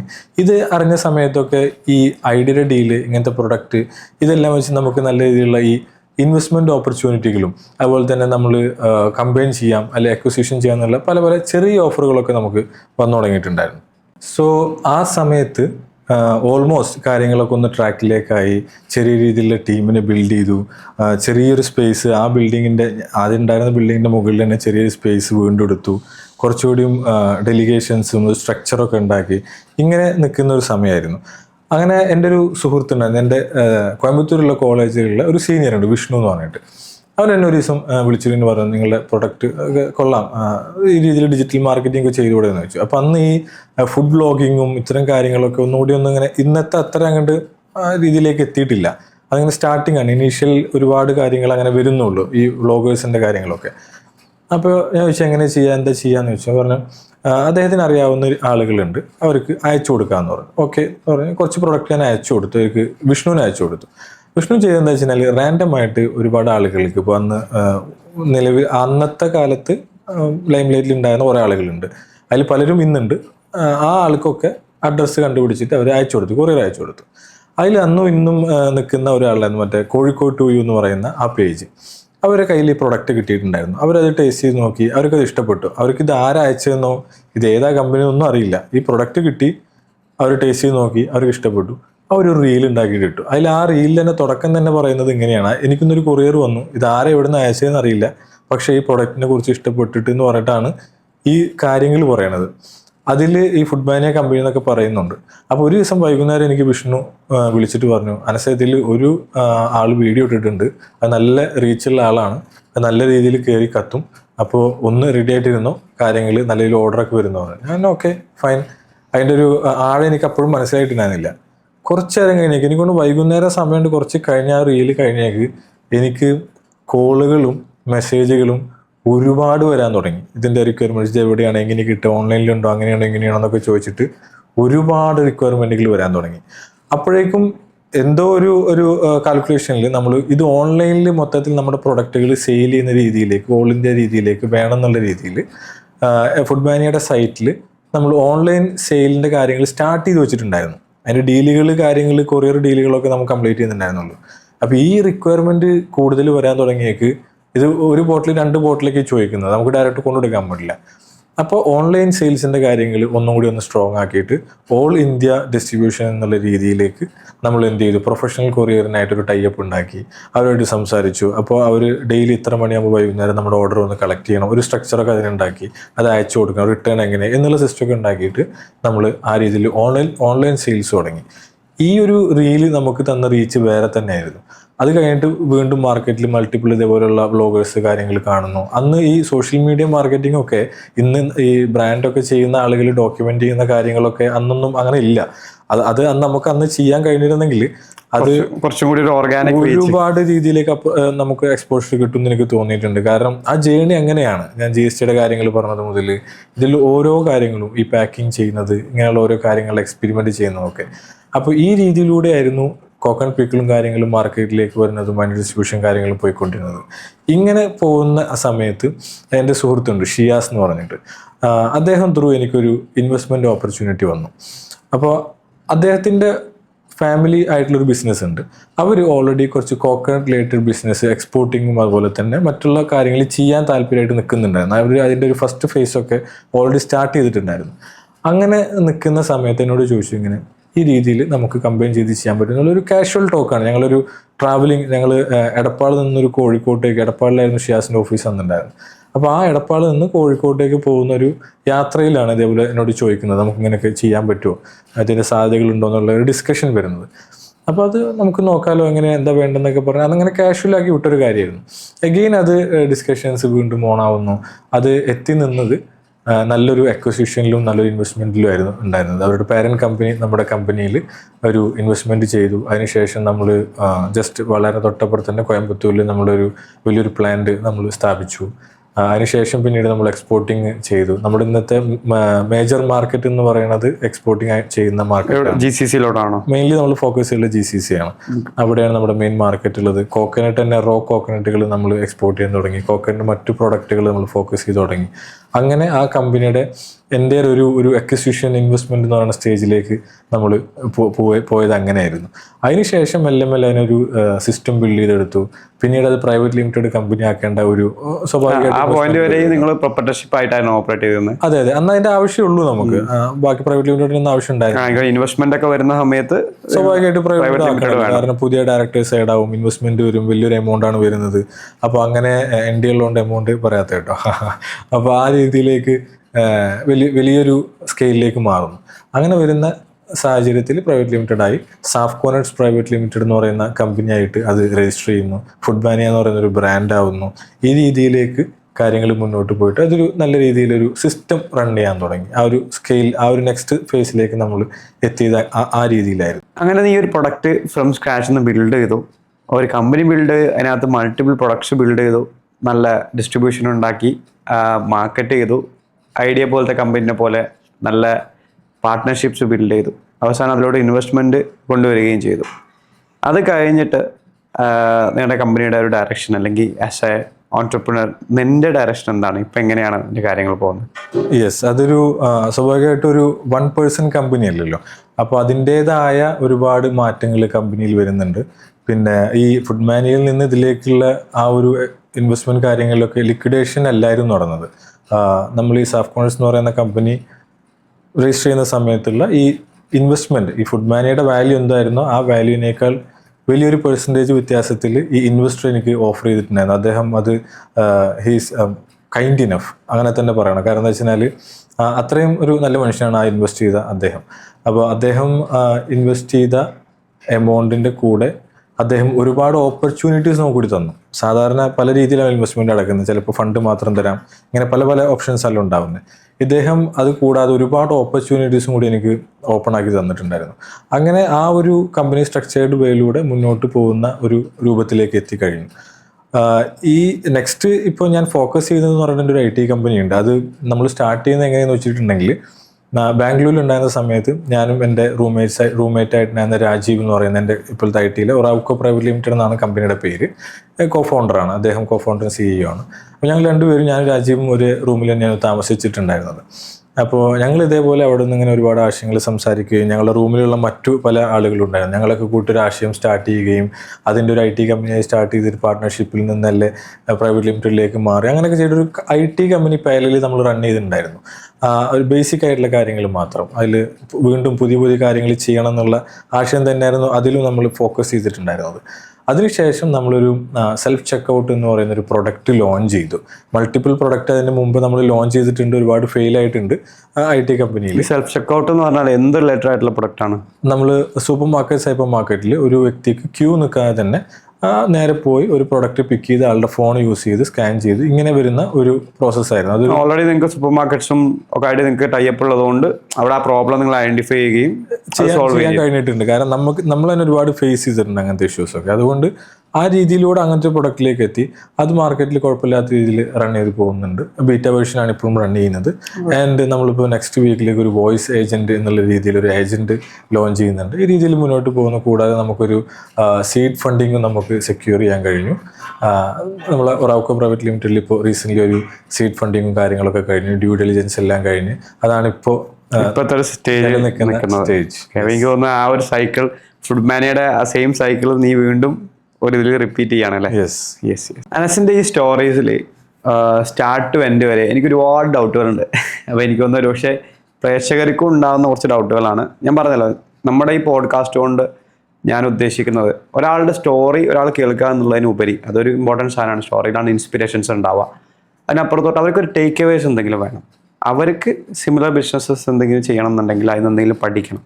അപ്പോൾ ഇതിന് മുന്നേ ഞാൻ റിയൽട്ടറായിട്ടുള്ള ഹാദി വന്നിട്ടുണ്ട് പോഡ്കാസ്റ്റിൽ. അങ്ങനെ പല പല ആൾക്കാരും വന്നിട്ടുണ്ട്. ഇതിന് തൊട്ട് മുന്നേയുള്ള പോഡ്കാസ്റ്റിൽ ഒരു ഡ്രോപ്പ് ഷിപ്പർ അശ്വിന് വന്നിട്ടുണ്ട്. അപ്പോൾ നമുക്കതിന് ഒരു ഇൻസൈറ്റ്സ് ഒരു ബിഗിനർക്ക് അതേപോലെ അവരുടെ ലൈഫിൽ അവരുടെ ബിസിനസ്സിൽ ഇംപ്ലിമെൻറ്റ് ചെയ്യാമെന്നും കൂടി ഈ ഒരു പോഡ്കാസ്റ്റിൻ്റെ ഒരു മോട്ടോ ആണ്. അപ്പോൾ അതുകൊണ്ട് തന്നെ ആണ് ഞാൻ ഇനിയുള്ള ക്വസ്റ്റ്യൻസ് എന്ന് പറഞ്ഞാൽ ആ രീതിയിലുള്ള ക്വസ്റ്റ്യൻസ് ആയിട്ടാണ് ഞാൻ സ്ട്രക്ചർ ചെയ്തിരിക്കുന്നത്. അപ്പോൾ അതിൽ ഒരു ജേണി നമുക്ക് എടുക്കാം. ഒരാളൊരു ഫുഡ് ബിസിനസ് തുടങ്ങുക എന്നുള്ള ജേണി. കാരണം എന്നെ ഇപ്പോൾ യൂട്യൂബിൽ വീഡിയോസ് കണ്ട് ഒരാൾ വിളിച്ച സമയത്ത് എന്നോട് ചോദിച്ചിട്ടുണ്ട്, ഞാനൊരു ലെമൺ പിക്കിൾ കണ്ടുപിടിച്ചു എന്ന് തന്നെയാണ് ആൾ പറഞ്ഞത്. എൻ്റെ അടുത്തൊരു ലെമൺ പിക്കിൾ ഉണ്ട്, അതിന് ഞാനത് ഉണ്ടാക്കി ആൾക്കാർക്ക് കൊടുക്കുമ്പോൾ ആൾക്കാർക്ക് ഭയങ്കര ഇഷ്ടമാണ്. അതിനൊരു സ്പെഷ്യൽ ടേസ്റ്റ് ഉണ്ട്. ഓക്കെ. അപ്പം ആൾക്കാരത് യൂസ് ചെയ്യുന്നുണ്ട്, ഇഷ്ടപ്പെടുന്നുണ്ട്. പക്ഷെ എനിക്കതൊരു ബിസിനസ് ആക്കാനൊന്നും അറിയില്ല. പക്ഷെ ഇങ്ങനെയുള്ള ഒരുപാട് പേര് മാർക്കറ്റിലുണ്ടെന്നാണ് ഞാൻ വിശ്വസിക്കുന്നത്. കാരണം പ്രൊഡക്റ്റ് അവരുടെ കയ്യിലുണ്ട്, പക്ഷെ അത് ഇറക്കാൻ പറ്റില്ല എന്നുള്ളത്. അപ്പം അത് മാത്രമല്ല, പ്രൊഡക്റ്റ് വെറുതെ മാർക്കറ്റിൽ ഇറക്കാന്നുണ്ടല്ലോ, നിയമപരമായിട്ടുള്ള കുറേ കാര്യങ്ങളുണ്ട്. അപ്പം ഇത് ഓരോ കാര്യങ്ങളാണ് ഞാനിപ്പം ചെയ്യുന്നത്. ഒരു ഫസ്റ്റ് ലെവൽ സാധനം, ഫസ്റ്റായിട്ട് ഞാൻ എൻ്റെ വീട്ടിൽ ഒരു പ്രൊഡക്റ്റ് ഉണ്ടാക്കി. ഓക്കെ. അപ്പം അത് നല്ല പ്രൊഡക്റ്റാണ്. I mean at least I am getting good feedbacks. Okay. അതൊരു ഫുഡ് പ്രൊഡക്റ്റ് ആവാം, അല്ലെങ്കിൽ എന്തെങ്കിലും ഒരു ബ്യൂട്ടി പ്രൊഡക്ട്സ് വട്ടവർ, ആ ഒരു കാറ്റഗറി ഫുഡ് പ്രൊഡക്റ്റിനെ വേണ്ടി ഡിസ്കസ് ചെയ്യാം. അതായിരിക്കും കൂടുതൽ ആപ്റ്റ് ഇവിടെ. അപ്പം അത് ആൾക്കാർ ഇഷ്ടപ്പെടുന്നുണ്ട്. ഞാനൊരു അടുത്തത് വാട്ട് നെക്സ്റ്റ്, അതൊരു ബിസിനസ് ആക്കി മാറ്റാൻ അടുത്തത് എന്താ ചെയ്യേണ്ടത്? ഈ ഫസ്റ്റ് ഈ പറഞ്ഞ ഫീഡ്ബാക്ക് നല്ല രീതിയിൽ കിട്ടുന്നുണ്ടെന്നുണ്ടെങ്കിൽ എന്തായാലും ഒരു ഫ്രണ്ട്സ് ആൻഡ് ഫാമിലി എന്നുള്ള രീതിയിലായിരിക്കുമല്ലോ ഇത് കൊടുത്തിട്ടുണ്ടാവും ആളുകൾക്ക് ടേസ്റ്റ് ചെയ്യാനും. അവർ നല്ല ഫീഡ്ബാക്ക് പറയുന്നു, കാര്യങ്ങളൊക്കെ അത് നല്ല രീതിയിൽ റിസൾട്ട് കിട്ടും, നമുക്ക് പെർഫോം ചെയ്യുമെന്ന് തോന്നുന്നുണ്ടെങ്കിൽ നമുക്ക് രണ്ട് രീതിയിലാണ് ഇതിനൊരു അപ്രോച്ച് എടുക്കാൻ നന്നാവാൻ തോന്നുന്നത്. അതായത് ഒന്നെങ്കിൽ നമ്മൾ അത്രയും സ്കെയിൽ ചെയ്ത് അത്രയും ഫ്യൂച്ചർ കണ്ടിട്ടൊക്കെ ഉള്ള രീതിയിലേക്ക് നമുക്ക് പ്ലാൻ ചെയ്യാം. അതൊരു അത്ര ഇനീഷ്യൽ സമയത്ത് അഡ്വൈസബിൾ അല്ല എന്നുണ്ടെങ്കിൽ ഉള്ളത് ചെറിയ രീതിയിൽ മെല്ലെ ഒരു ഗ്രാജുവൽ ഒരു മുന്നോട്ട് പോകുന്ന രീതിയിൽ പ്ലാൻ ചെയ്യാം. ഓർഗാനിക് ഗ്രോത്തിനൊക്കെ വേണ്ടിയിട്ടുള്ള രീതിയിൽ പ്ലാൻ ചെയ്യാം. നമുക്ക് ആ ഓർഗാനിക് ഗ്രോത്ത് അല്ലെങ്കിൽ ഗ്രാജുവൽ ഗ്രോത്തിനെ കുറിച്ചിട്ട് കൂടുതൽ ഡിസ്കസ് ചെയ്യുന്നതായിരിക്കും നല്ലത്, റിലേറ്റ് ചെയ്യാൻ പറ്റുന്നതായിരിക്കും ആളുകൾക്ക്. അതിൽ ചെയ്യേണ്ടത്, നേരത്തെ നിങ്ങൾ വീട്ടിൽ നിന്ന് മാനുഫാക്ചർ ചെയ്തിരുന്ന അതേ കാര്യത്തിന് തന്നെ ഒന്നുകൂടി കംപ്ലയൻസസ് ഭാഗം ഒന്ന് കറക്റ്റ് ആക്കുക. ഉദാഹരണത്തിന് ഒരു FSSAI ലൈസൻസ് എടുക്കുക, ഒരു ലീഗൽ മെട്രോളജി ലൈസൻസ് എടുക്കുക. ഇത്തരം കാര്യങ്ങൾ ചെയ്തിട്ട് ഒരു ലിമിറ്റഡ് സൈസ് വരെ നിങ്ങളുടെ കപ്പാസിറ്റി എങ്ങനെയാണ് വീട്ടിൽ നിന്ന് ചെയ്യാൻ പറ്റുന്നത്, അതിൻ്റെ കാര്യങ്ങൾ എത്രത്തോളം ചെയ്യാൻ പറ്റും, അതിൻ്റെ കപ്പാസിറ്റിയിൽ നിന്നുകൊണ്ട് അവിടെ നിന്ന് തന്നെ ഇതേപോലെയൊക്കെ ബിൽഡ് ചെയ്തെടുത്ത് അടുത്തുള്ള ഷോപ്പിലും അതുപോലെ തന്നെ മറ്റുള്ള ആളുകൾക്കൊക്കെ ഡെലിവറി ഒക്കെ കൊണ്ടുകൊടുത്തിട്ട് ചെയ്യുന്ന ട്രൈ ചെയ്തു ചെറിയ രീതിയിൽ. അതായത് ഇപ്പോൾ ഒരാൾക്ക്, ഇപ്പം ഞാൻ വീട്ടിൽ നിന്ന് ഫുഡ് ഉണ്ടാക്കി പുറത്തൊരാൾക്ക് കൊടുക്കുകയാണെങ്കിലും എനിക്ക് അത് വിൽക്കുന്നുണ്ടെങ്കിൽ FSSAIയും ലീഗൽ മെട്രോളജി ലൈസൻസും ഞാൻ എടുക്കേണ്ടിയിരിക്കുന്നു. തീർച്ചയായിട്ടും ഒരു ഫുഡ് പ്രൊഡക്റ്റ് നമ്മൾ ഒരു പ്രൊഡക്റ്റായിട്ട് MRP ഒക്കെ ഇട്ട് നമ്മളൊരു രീതിയിൽ ഒരു മാർക്കറ്റിൽ വിൽക്കുന്നുണ്ടെങ്കിൽ ഡെഫിനറ്റ്ലി അതിൽ FSSAI രജിസ്ട്രേഷൻ വേണം. അതിൽ തന്നെ FSSAI രജിസ്ട്രേഷനും ഉണ്ട്, ലൈസൻസും ഉണ്ട്. രണ്ട് കാര്യമാണ്. നമുക്കൊരു ബേസിക്, അതിന് ലിമിറ്റ് ബേസിക്കായിട്ടാണ്. ബേസിക് ആയിട്ട് ചെയ്യുന്ന കാര്യങ്ങൾക്ക് രജിസ്ട്രേഷൻ മതി. അത് കഴിഞ്ഞ് കുറച്ച് മുന്നോട്ട് പോകുമ്പോൾ ലിമിറ്റ് ഉണ്ട്. ആ ലിമിറ്റിന്റെ മുകളിലേക്ക് വരുമ്പോഴൊക്കെയാണ് ലൈസൻസിങ് നിർബന്ധമാവുന്നത്. ചില ഫുഡ് പ്രൊഡക്റ്റിന് നിർബന്ധമായിട്ട് ലൈസൻസ് എടുത്തുകൊണ്ട് തന്നെ തുടങ്ങാൻ പറ്റുള്ളൂ. ഇങ്ങനെയുള്ള കാര്യം. യെസ്. ഇപ്പോൾ ഇവിടെ ഒരു പിക്കിളിന്റെ കാര്യം പറഞ്ഞതുകൊണ്ട് അത് വളരെ രീതിയിലൊരു വീട്ടിലിരുന്ന് ചെയ്യുന്ന രീതിയിലാണ് ഞാൻ പറഞ്ഞത്. രജിസ്ട്രേഷൻ വെച്ചിട്ട് നമുക്ക് സ്റ്റാർട്ട് ചെയ്യാൻ കഴിയും. ഈ രീതിയിൽ ചെയ്യുക, മാർക്കറ്റ് ചെയ്യുക. നമുക്ക് ഇത് ആദ്യം നമ്മൾ മനസ്സിലാക്കേണ്ടത്, ഈ ബിസിനസ്സിലാണെങ്കിലും ഇത്തരം കാര്യങ്ങളിലൊക്കെ നമ്മൾ ഏത് രാജ്യത്താണോ ബിസിനസ് ചെയ്യുന്നത് ആ രാജ്യത്തിൻ്റെ ഒരു റൂൾ ഉണ്ടാവും അല്ലേ? ആ രാജ്യത്തിൻ്റെ റിട്ടേൺ ചെയ്തു വെച്ചിട്ടുള്ള റൂൾസ് ആൻഡ് റെഗുലേഷൻസ് ഉണ്ട്. ഈ റൂളാണ് നമ്മൾ ഫോളോ ചെയ്യേണ്ടത്. പിന്നെ നമ്മുടെ എത്തിക്സും. അതല്ലാതെ ബാക്കിയുള്ള കാര്യങ്ങളൊക്കെ നമ്മൾ എങ്ങനെയാണോ അതിനെ ഡിസൈൻ ചെയ്യുന്നത് അതുപോലെ തന്നെയാണ്. ഇപ്പോൾ അത് ഒരു ഉദാഹരണം വെച്ച് പറയുകയാണെങ്കിൽ ചില ആളുകൾ പറയും നമ്മൾ ബിസിനസ് ചെയ്യുമ്പോൾ ആദ്യത്തെ 1000 ദിവസം ലോൺ എടുക്കരുതെന്ന് പറയും. ചില ആൾക്കാർ ഒരിക്കലും എടുക്കരുതെന്ന് പറയും. ചിലർ ലോൺ എടുത്തിട്ട് തുടങ്ങും. അങ്ങനെ അതുപോലെ തന്നെ 10, 20 ഇങ്ങനെ പല റൂളുകളും പലതും പറയും. ആളുകൾ കൺഫ്യൂസ്ഡ് ആവും. അതിൽ നമ്മൾ മനസ്സിലാക്കേണ്ടത് ഇത്രയേ ഉള്ളൂ, ഇതൊക്കെ ആവശ്യമുണ്ടെങ്കിൽ ചെയ്യാം, നമുക്കത് യൂസ്ഫുൾ ആണെന്നുണ്ടെങ്കിൽ മാത്രം ചെയ്യാം. അങ്ങനെ കറക്റ്റ് എഴുതി വെച്ച റൂൾസ് ഒന്നും ഇല്ല.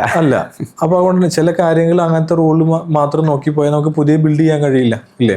ചില നിങ്ങളുടെ ഫീൽഡിലൊക്കെ ചിലപ്പം മെഷീനറീസും ഇതൊക്കെ വേണ്ടതുകൊണ്ട് ചിലപ്പോൾ ഇനീഷ്യൽ ലോൺ തന്നെ എടുക്കേണ്ടി വരും. ചില സാഹചര്യങ്ങൾ വേണ്ടി വരും. ചിലപ്പോൾ നമുക്ക് friends and family round race ചെയ്യാൻ പറ്റും. ഇപ്പോൾ അല്ലാന്നുണ്ടെങ്കിൽ ചെറിയ രീതിയിൽ നമുക്ക് കൊളാബറേഷൻസ് ചെയ്തിട്ട് മാനുഫാക്ചറിങ്ങിന്റെ കാര്യങ്ങൾ ചെയ്യാൻ പറ്റും. അപ്പോൾ ഇതിൽ ശ്രദ്ധിക്കേണ്ട എത്രയേ ഉള്ളൂ, ജനറലി ഏത് രാജ്യത്താണോ ബിസിനസ് ചെയ്യുന്നത് ആ രാജ്യത്തിന്റെ റൂൾസ് ആൻഡ് റെഗുലേഷൻസ്, നിയമങ്ങൾ, അതുപോലെ നമ്മുടെ എത്തിക്സ് എന്താണ്, അത് തന്നെയാണ് ഈ മാനുഫാക്ചറിങ്ങിന്റെ കേസ് തന്നെ അടുത്തും വരുന്നത്. കാരണം ഞാനൊരു സോഫ്റ്റ്വെയർ കമ്പനി ഓടിക്കുന്ന ആളാണ്, സോഫ്റ്റ്വെയർ കൺസൾട്ടിങ് ചെയ്യുന്ന ആളാണ്. പക്ഷെ സോഫ്റ്റ്വെയറിൽ ചെയ്യുന്ന പോലെയല്ല നിങ്ങളുടെ ബിസിനസ്സിൽ. ഇപ്പം നേരത്തെ അനുസരിച്ച് സ്റ്റോറിയിൽ പറഞ്ഞിട്ടുണ്ട്, നിങ്ങളുടെ ചിരട്ടയിൽ നിങ്ങൾക്ക് ഹോൾ എക്സ്പെരിമെന്റ് ചെയ്യാൻ വേണ്ടിയിട്ട് മാത്രം കോയമ്പത്തൂർ പോവുകയും അവിടെ ഒരു 1 day സ്പെൻഡ് ചെയ്ത് ചെയ്യുന്നതൊന്നും എല്ലാവർക്കും പറ്റിക്കൊള്ളണമെന്നും ഇല്ല.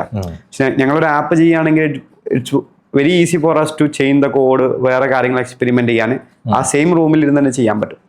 അപ്പം അതുമാണ് എൻ്റെ അടുത്തൊരു ക്വസ്റ്റ്യൻ. അതായത് ഞാൻ FSSAI രജിസ്ട്രേഷൻ എടുത്തു, ഞാൻ ലീഗൽ മെട്രോളജി ലൈസൻസ് എടുത്തു, മേ ബി GST റിക്വയർമെന്റ് ഉണ്ടെങ്കിൽ GST രജിസ്ട്രേഷൻ എടുത്തു, അല്ലെങ്കിൽ പ്രൊപ്പറേറ്റർഷിപ്പോ എന്താണോ കമ്പനിയാണോ എന്താണോ എൻ്റെ റിക്വയർമെന്റ് അനുസരിച്ച് കാര്യങ്ങളൊക്കെ ചെയ്തു. അത് കഴിഞ്ഞ് എനിക്ക് മാനുഫാക്ചറിങ്ങിലോട്ട് കടക്കണം. മാനുഫാക്ചറിങ് അറ്റ് സ്കെയിൽ എന്നുള്ളൊരു പ്രോബ്ലം. ഓക്കെ, അവിടെ എനിക്ക് കേരളത്തിൽ ഇപ്പോഴത്തെ കേരളത്തിലെ സിനാരിയോയിൽ നമുക്ക് ഉപയോഗിക്കാൻ പറ്റുന്ന എന്തൊക്കെ റിസോഴ്സസ് ആണുള്ളത്, അല്ലെങ്കിൽ എങ്ങനെയാണ് അതിനെ അപ്രോച്ച് ചെയ്യേണ്ടത്? നമ്മൾ എപ്പോഴും ഒരു വലിയൊരു ഇൻവെസ്റ്റ്മെന്റിലേക്ക് പോവാത്ത രീതിയിൽ ചിന്തിച്ച് തുടങ്ങുന്നതാണ് എപ്പോഴും നല്ലത്. ഓക്കെ, അത് എപ്പോഴും നമ്മൾ മൈൻഡിൽ വെക്കുക. ആൻഡ് സെക്കൻഡ് തിങ്, നമുക്ക് ഇവിടെ ഓൺ മാനുഫാക്ചറിങ് നമുക്ക് വേണമെങ്കിൽ സെറ്റപ്പ് ചെയ്യാം, നോ ഇഷ്യൂസ്. അത് ചെയ്ത് നോക്കിയിട്ട് നമുക്ക് അതിൻ്റെതായ ഒരു സ്പേസ്, നമുക്ക് അതിനായിട്ടുള്ള സ്പേസ് ഉണ്ടെങ്കിൽ, അല്ലെങ്കിൽ ചെറിയ രീതിയിൽ കിട്ടുന്നുണ്ടെങ്കിൽ, അല്ലെങ്കിൽ അത് അത്ര വലിയൊരു ബേണിംഗ് അല്ല എന്നുണ്ടെങ്കിൽ, അല്ലെങ്കിൽ ആ ഫണ്ട് കൊടുക്കാനുണ്ട്, നിങ്ങൾക്ക് അത്രയും നിങ്ങളുടെ ഉള്ളിൽ അത്രയും ഇൻറ്റ്യൂഷൻ ഇതിൻ്റെ രീതിയിൽ വർക്കൗട്ട് ആവുന്നൊക്കെയുള്ള കാര്യങ്ങളുണ്ടെങ്കിൽ നമുക്ക് നോക്കി നോക്കാം. അതല്ല എന്നുണ്ടെങ്കിൽ ഇതേപോലെ ഔട്ട്സോഴ്സ് ചെയ്യാൻ കഴിയും. ഫോർ എക്സാമ്പിൾ, നമുക്കിപ്പോൾ ഒരു പോയിന്റ് എത്തിയതിന് ശേഷം ഞങ്ങൾക്ക് ഈ കോൾഡ് സ്റ്റോറേജ് വലിയ സ്പേസ് വേണമായിരുന്നു. ഓക്കെ, ആ സമയത്ത് നമ്മളൊരു കോൾഡ് സ്റ്റോറേജ് ഇൻവെസ്റ്റ് ചെയ്യാൻ പോയിട്ടുണ്ടെങ്കിൽ അതൊരു വലിയ ഇൻവെസ്റ്റ്മെൻറ്റാണ്. നമുക്കത് റിട്ടേൺ കിട്ടണമെങ്കിലൊന്നും ഒരുപാട് വർഷങ്ങൾക്ക് റിട്ടേൺ തന്നെ കിട്ടില്ല അതിൻ്റെ കാര്യങ്ങളൊന്നും. അപ്പോൾ ROI പ്രതീക്ഷിക്കുക വേണ്ട. സോ അങ്ങനെയുള്ള സമയത്ത് എന്താണ്, ഇപ്പോൾ ഗവൺമെൻറ്റിൻ്റെ പല പ്രൊജക്റ്റുകളുണ്ടാവും, അല്ലെങ്കിൽ പ്രൈവറ്റ് ആളുകളും കോൾഡ് സ്റ്റോറേജ് ബിൽഡ് ചെയ്തിട്ട് റെൻറ്റിന് കൊടുക്കുന്നുണ്ടാവും. ഷെയർഡ് സ്പേസ് ആയിരിക്കും, നമുക്ക് വേണ്ട എത്ര സ്ക്വയർ ഫീറ്റ് മതി അതിന് കൊടുക്കുക, വളരെ മിനിമൽ റെൻറ്റിൽ കിട്ടും. ഇങ്ങനെ ഇന്ന് ഒരുപാട് മാനുഫാക്ചറിങ് കാര്യങ്ങൾക്ക് പോലും ആയിട്ടുണ്ട്. ഇപ്പോൾ പല സ്ഥലത്തും നമുക്ക് കാണാൻ കഴിയുന്ന പാക്കേജിങ് ഉണ്ട്. ഇപ്പം നമ്മളൊരു ഓയിൽ, കോക്കനട്ട് ഓയിലോ അല്ലെങ്കിൽ മറ്റെന്തെങ്കിലും ബ്യൂട്ടി പ്രൊഡക്റ്റുകളൊക്കെ ചെയ്യുന്നുണ്ടെങ്കിൽ പ്രൊഡക്റ്റ് ഉണ്ടാക്കാനായിട്ട്, മാനുഫാക്ചർ ചെയ്യാനായിട്ട്, അത് മാനുഫാക്ചർ ചെയ്യുന്ന പല ഹെവി ഇൻവെസ്റ്റ്മെൻറ്റിൽ മാനുഫാക്ചറിങ് യൂണിറ്റ് സെറ്റപ്പ് ചെയ്തുള്ള ആളുകളുണ്ടാവും. നമ്മുടെ റിക്വയർമെൻറ്റ് പറഞ്ഞ് സ്റ്റാൻഡേർഡ്സ് പറഞ്ഞിട്ട് അവിടെ നിന്ന് മാനുഫാക്ചർ ചെയ്യാൻ കഴിയും. അവിടുന്ന് പ്രൊഡക്റ്റ് നേരെ ഈ പാക്കേജിങ് ചെയ്ത് കൊടുക്കുന്ന ആളുകളുണ്ടാവും. അവരുടെ അടുത്ത് പോയിട്ട് അത് പാക്ക് ചെയ്യാൻ പറ്റും, റീഫിൽ ചെയ്യാൻ പറ്റും, ഇങ്ങനെയൊക്കെ ഉണ്ട്.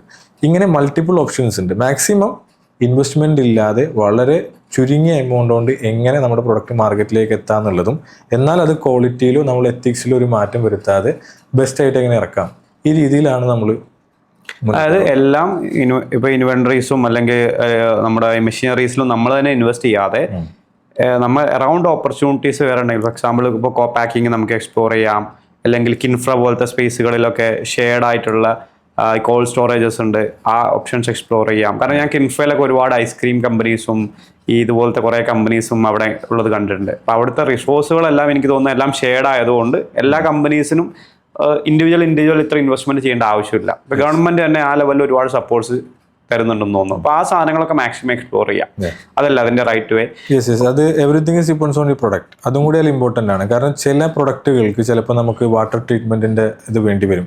ചിലപ്പോൾ ആ ഒരു ഏരിയയിൽ ചിലപ്പോൾ കൂടുതൽ ആളുകൾ താമസിക്കുന്ന ഏരിയ ആകുമ്പോൾ ചില പ്രൊഡക്റ്റ് അവിടെ വെച്ച് മാനുഫാക്ചർ ചെയ്യാൻ പാടില്ല എന്നാണ്. അപ്പോൾ നമ്മുടെ പ്രൊഡക്റ്റ് എന്താണോ, നമ്മുടെ കസ്റ്റമർ ആരാണോ എന്ന് പഠിച്ച് അതിൻ്റെ റിപ്പോർട്ട് ഉണ്ടാക്കുക എന്ന് പറഞ്ഞ ചെറിയ പ്രോസസ്സ്, അതൊരു ഭയങ്കരമായ ഒരു പ്രൊഫഷണൽ രീതിയിലൊന്നും വേണ്ട.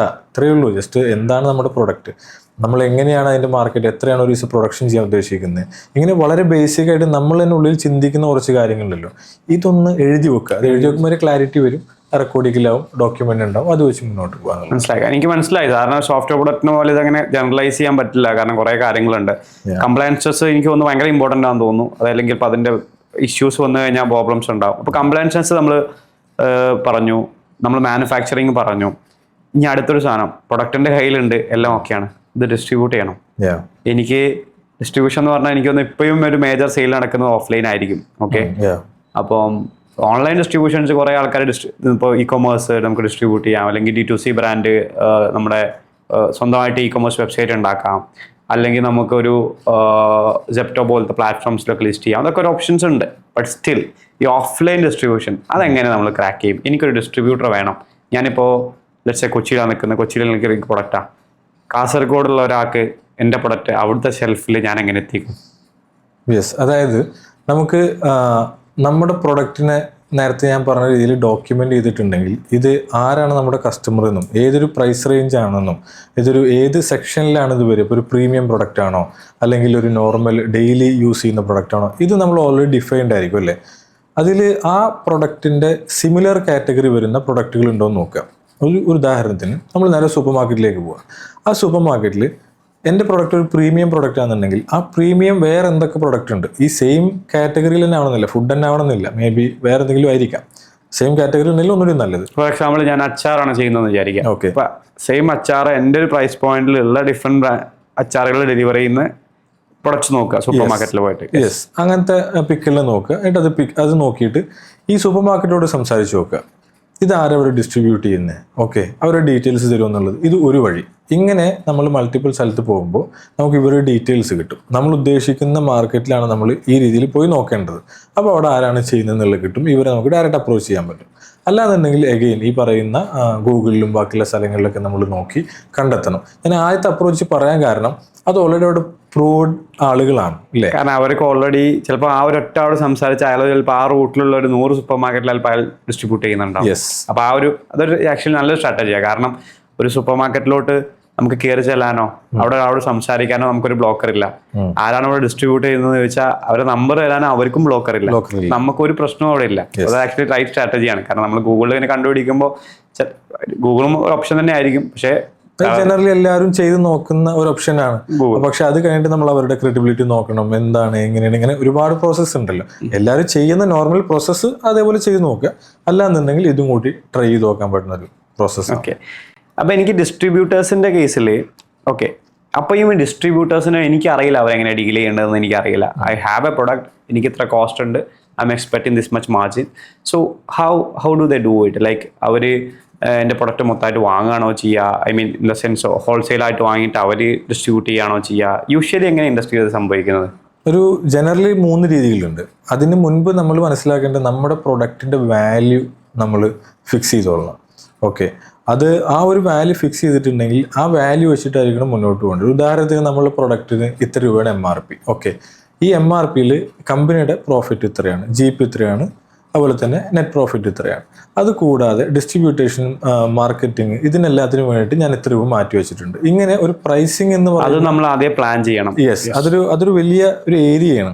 കാരണം എനിക്കതിലൊരു ഫെയിലിയർ കിട്ടിയിട്ട് ഞാൻ ആ പ്രൈസിങ് പഠിച്ചത്. കാരണം ഞാൻ ഒരു സൂപ്പർ മാർക്കറ്റിൽ ഏറ്റവും ആദ്യം എൻ്റെ പ്രൊഡക്റ്റ് ഒരു നല്ല സൂപ്പർ മാർക്കറ്റിൻ്റെ അടുത്ത് പോയിട്ട് അവരോട് സെയിലിൽ ഡീല് പറഞ്ഞത് ഒരു പാക്കറ്റ് വിറ്റ് 1 രൂപ തരാമെന്നാണ്. അവരത് നോക്കി ചിരിച്ചു. ഓക്കെ, പിന്നെ അത് തുടക്കക്കാരനായതുകൊണ്ട് അവരത് കുഴപ്പമില്ലാതെ വിട്ട പോകുന്നുണ്ട്. അപ്പോൾ കാരണം അത് അവരെ മുഖത്ത് നോക്കി ഒരു പ്രൊഡക്റ്റ് വിറ്റ് 1 രൂപ തരാമെന്ന് പറഞ്ഞപ്പോൾ വേണ്ട, വിൽക്കണ്ട, നിങ്ങൾ വേണേൽ പോയിക്കോ എന്നുള്ള രീതിയിലാണ് എന്നോട് സംസാരിച്ചത്. അതെ, ആ രീതിയിലാണ് സംസാരിച്ചത്. അപ്പോൾ അതിനുശേഷമാണ് പ്രൈസിങ്ങിനെ കുറിച്ചിട്ട് അപ്പോൾ ഓക്കെ ഇത് എങ്ങനെയാണ് മാർക്കറ്റിൽ. അപ്പോൾ ഇതിനൊരു സ്റ്റാൻഡേർഡ് രീതികൾ നമ്മൾ ഫിക്സ് ചെയ്ത് വെക്കണം. നമ്മുടെ പ്രൊഡക്റ്റിന്റെ വാല്യൂ എനിക്ക് തോന്നുന്നു ഈ കോമ്പറ്റീറ്റേഴ്സ് നോക്കി അത് പഠിക്കാനും പറ്റും തോന്നുന്നു അല്ലേ? കാരണം മേ ബി എക്സിസ്റ്റിംഗ് മാർക്കറ്റിലുള്ള ആൾക്കാർ എത്ര മാർജിനാണ് കൊടുക്കുന്നത്, ഡിസ്ട്രിബ്യൂട്ടേഴ്സിന് എത്രയാണ് മാർജിൻ കൊടുക്കുന്നത്, അതൊക്കെ നമ്മൾ പഠിക്കുന്നത് നന്നായിരിക്കും. അതെ, അതിപ്പോൾ ഓൾറെഡി എക്സിസ്റ്റിംഗ് ആയിട്ടുള്ള പ്രൊഡക്റ്റ് ആണെന്നുണ്ടെങ്കിൽ അതിന്റെ സ്ട്രക്ചറാണ് നോക്കിയാൽ മതി. ഈ പുതിയ പ്രൊഡക്റ്റ് ആകുമ്പോഴാണ് ഇങ്ങനത്തെ കാര്യങ്ങൾ വരിക. ഓക്കെ, അപ്പോൾ ഈ പ്രൊഡക്റ്റ് ഇല്ല, ഇതിന് നമ്മൾ ഹൈ വാല്യൂ ചെയ്യണോ അല്ലെങ്കിൽ ഇത്ര വാല്യൂ ചെയ്യാണ്ട് കൊടുക്കണം. അപ്പോൾ ഈ പിക്കിളിന് ഉദാഹരണമാക്കി എടുത്താൽ പ്രീമിയം പിക്കിൾ എന്ന് പറഞ്ഞിട്ട് പിക്കിളുകൾ കാണാൻ പറ്റും. വളരെ 10 രൂപ കിട്ടുന്ന പിക്കിൾ കാണാൻ പറ്റും. 300-400 രൂപ കിട്ടുന്ന പിക്കിൾ കാണാൻ പറ്റില്ല. അപ്പോൾ ഇതിന് നമ്മൾ ആദ്യം ഫൈനലൈസ് ചെയ്യണം.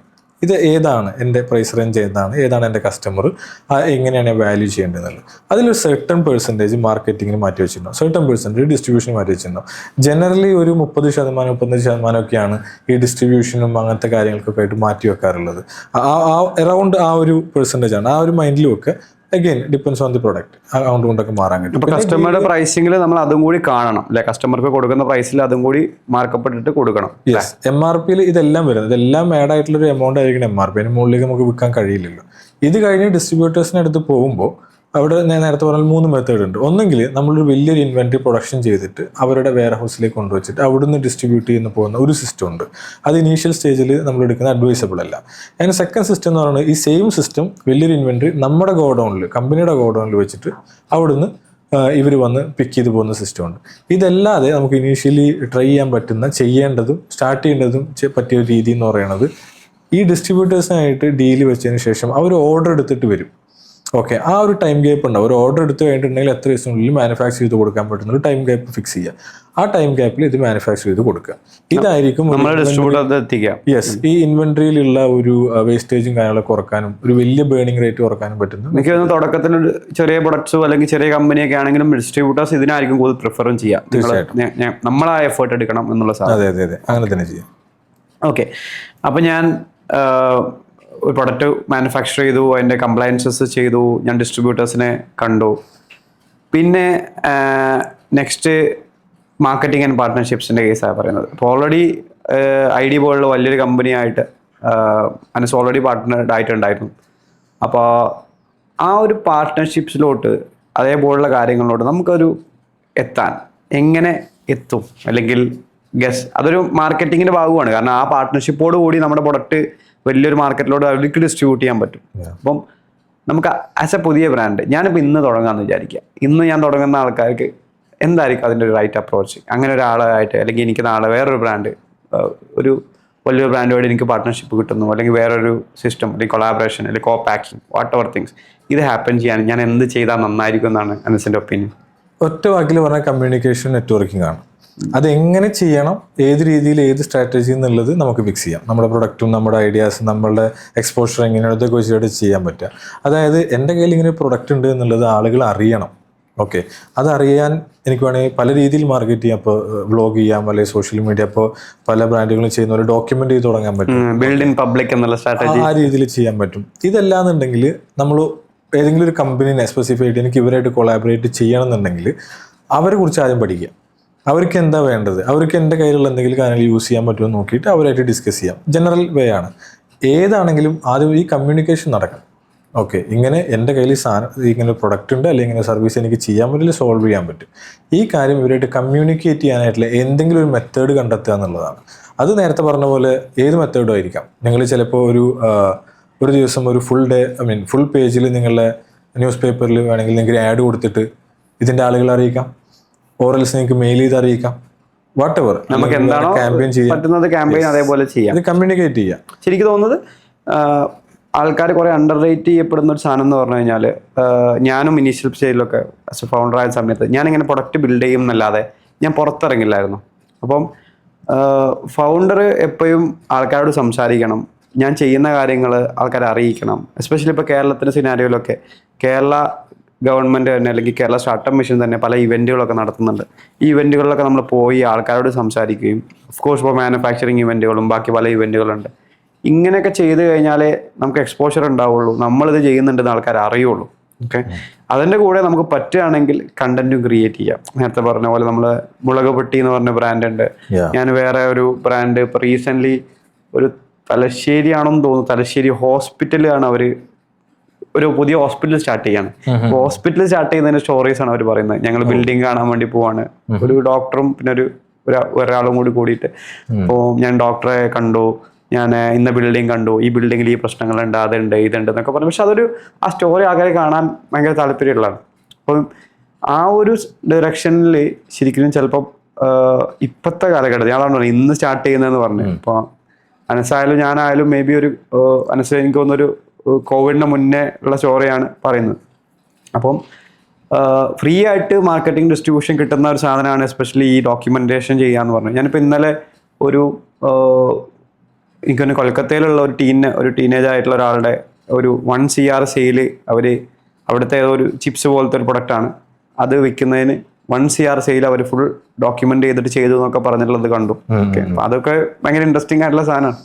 ഇന്ന് മാർക്കറ്റിൽ അങ്ങനത്തെ ഒരുപാട് കാര്യങ്ങൾ നടക്കുന്നുണ്ട്. ഇപ്പോൾ സിമിലർലി നമ്മളെ കേരളത്തിനുള്ള ലവ് വിഷ് എന്നാ തോന്നുന്നത്, മെൻസ്ട്രൽ ടൈമിലുള്ള കിറ്റ് അങ്ങനെ എന്തുകൊണ്ടാണ് ചെയ്യുന്നത് എനിക്ക് ഡീറ്റെയിൽ ആയിട്ട് അറിയില്ല. പക്ഷേ നമ്മളത് ഇരുന്ന് കാണുകയാണ് റീല്. ഓക്കെ, അവരതിന് ചെയ്യുന്നത് നല്ല രീതിയിൽ ചെയ്യുന്നു എന്നൊക്കെയാണ് അതിലുള്ള പിക്ചർ വരുന്നതും, അവർക്ക് ഒരുപാട് സെയിൽ ഉണ്ടാക്കുന്നു.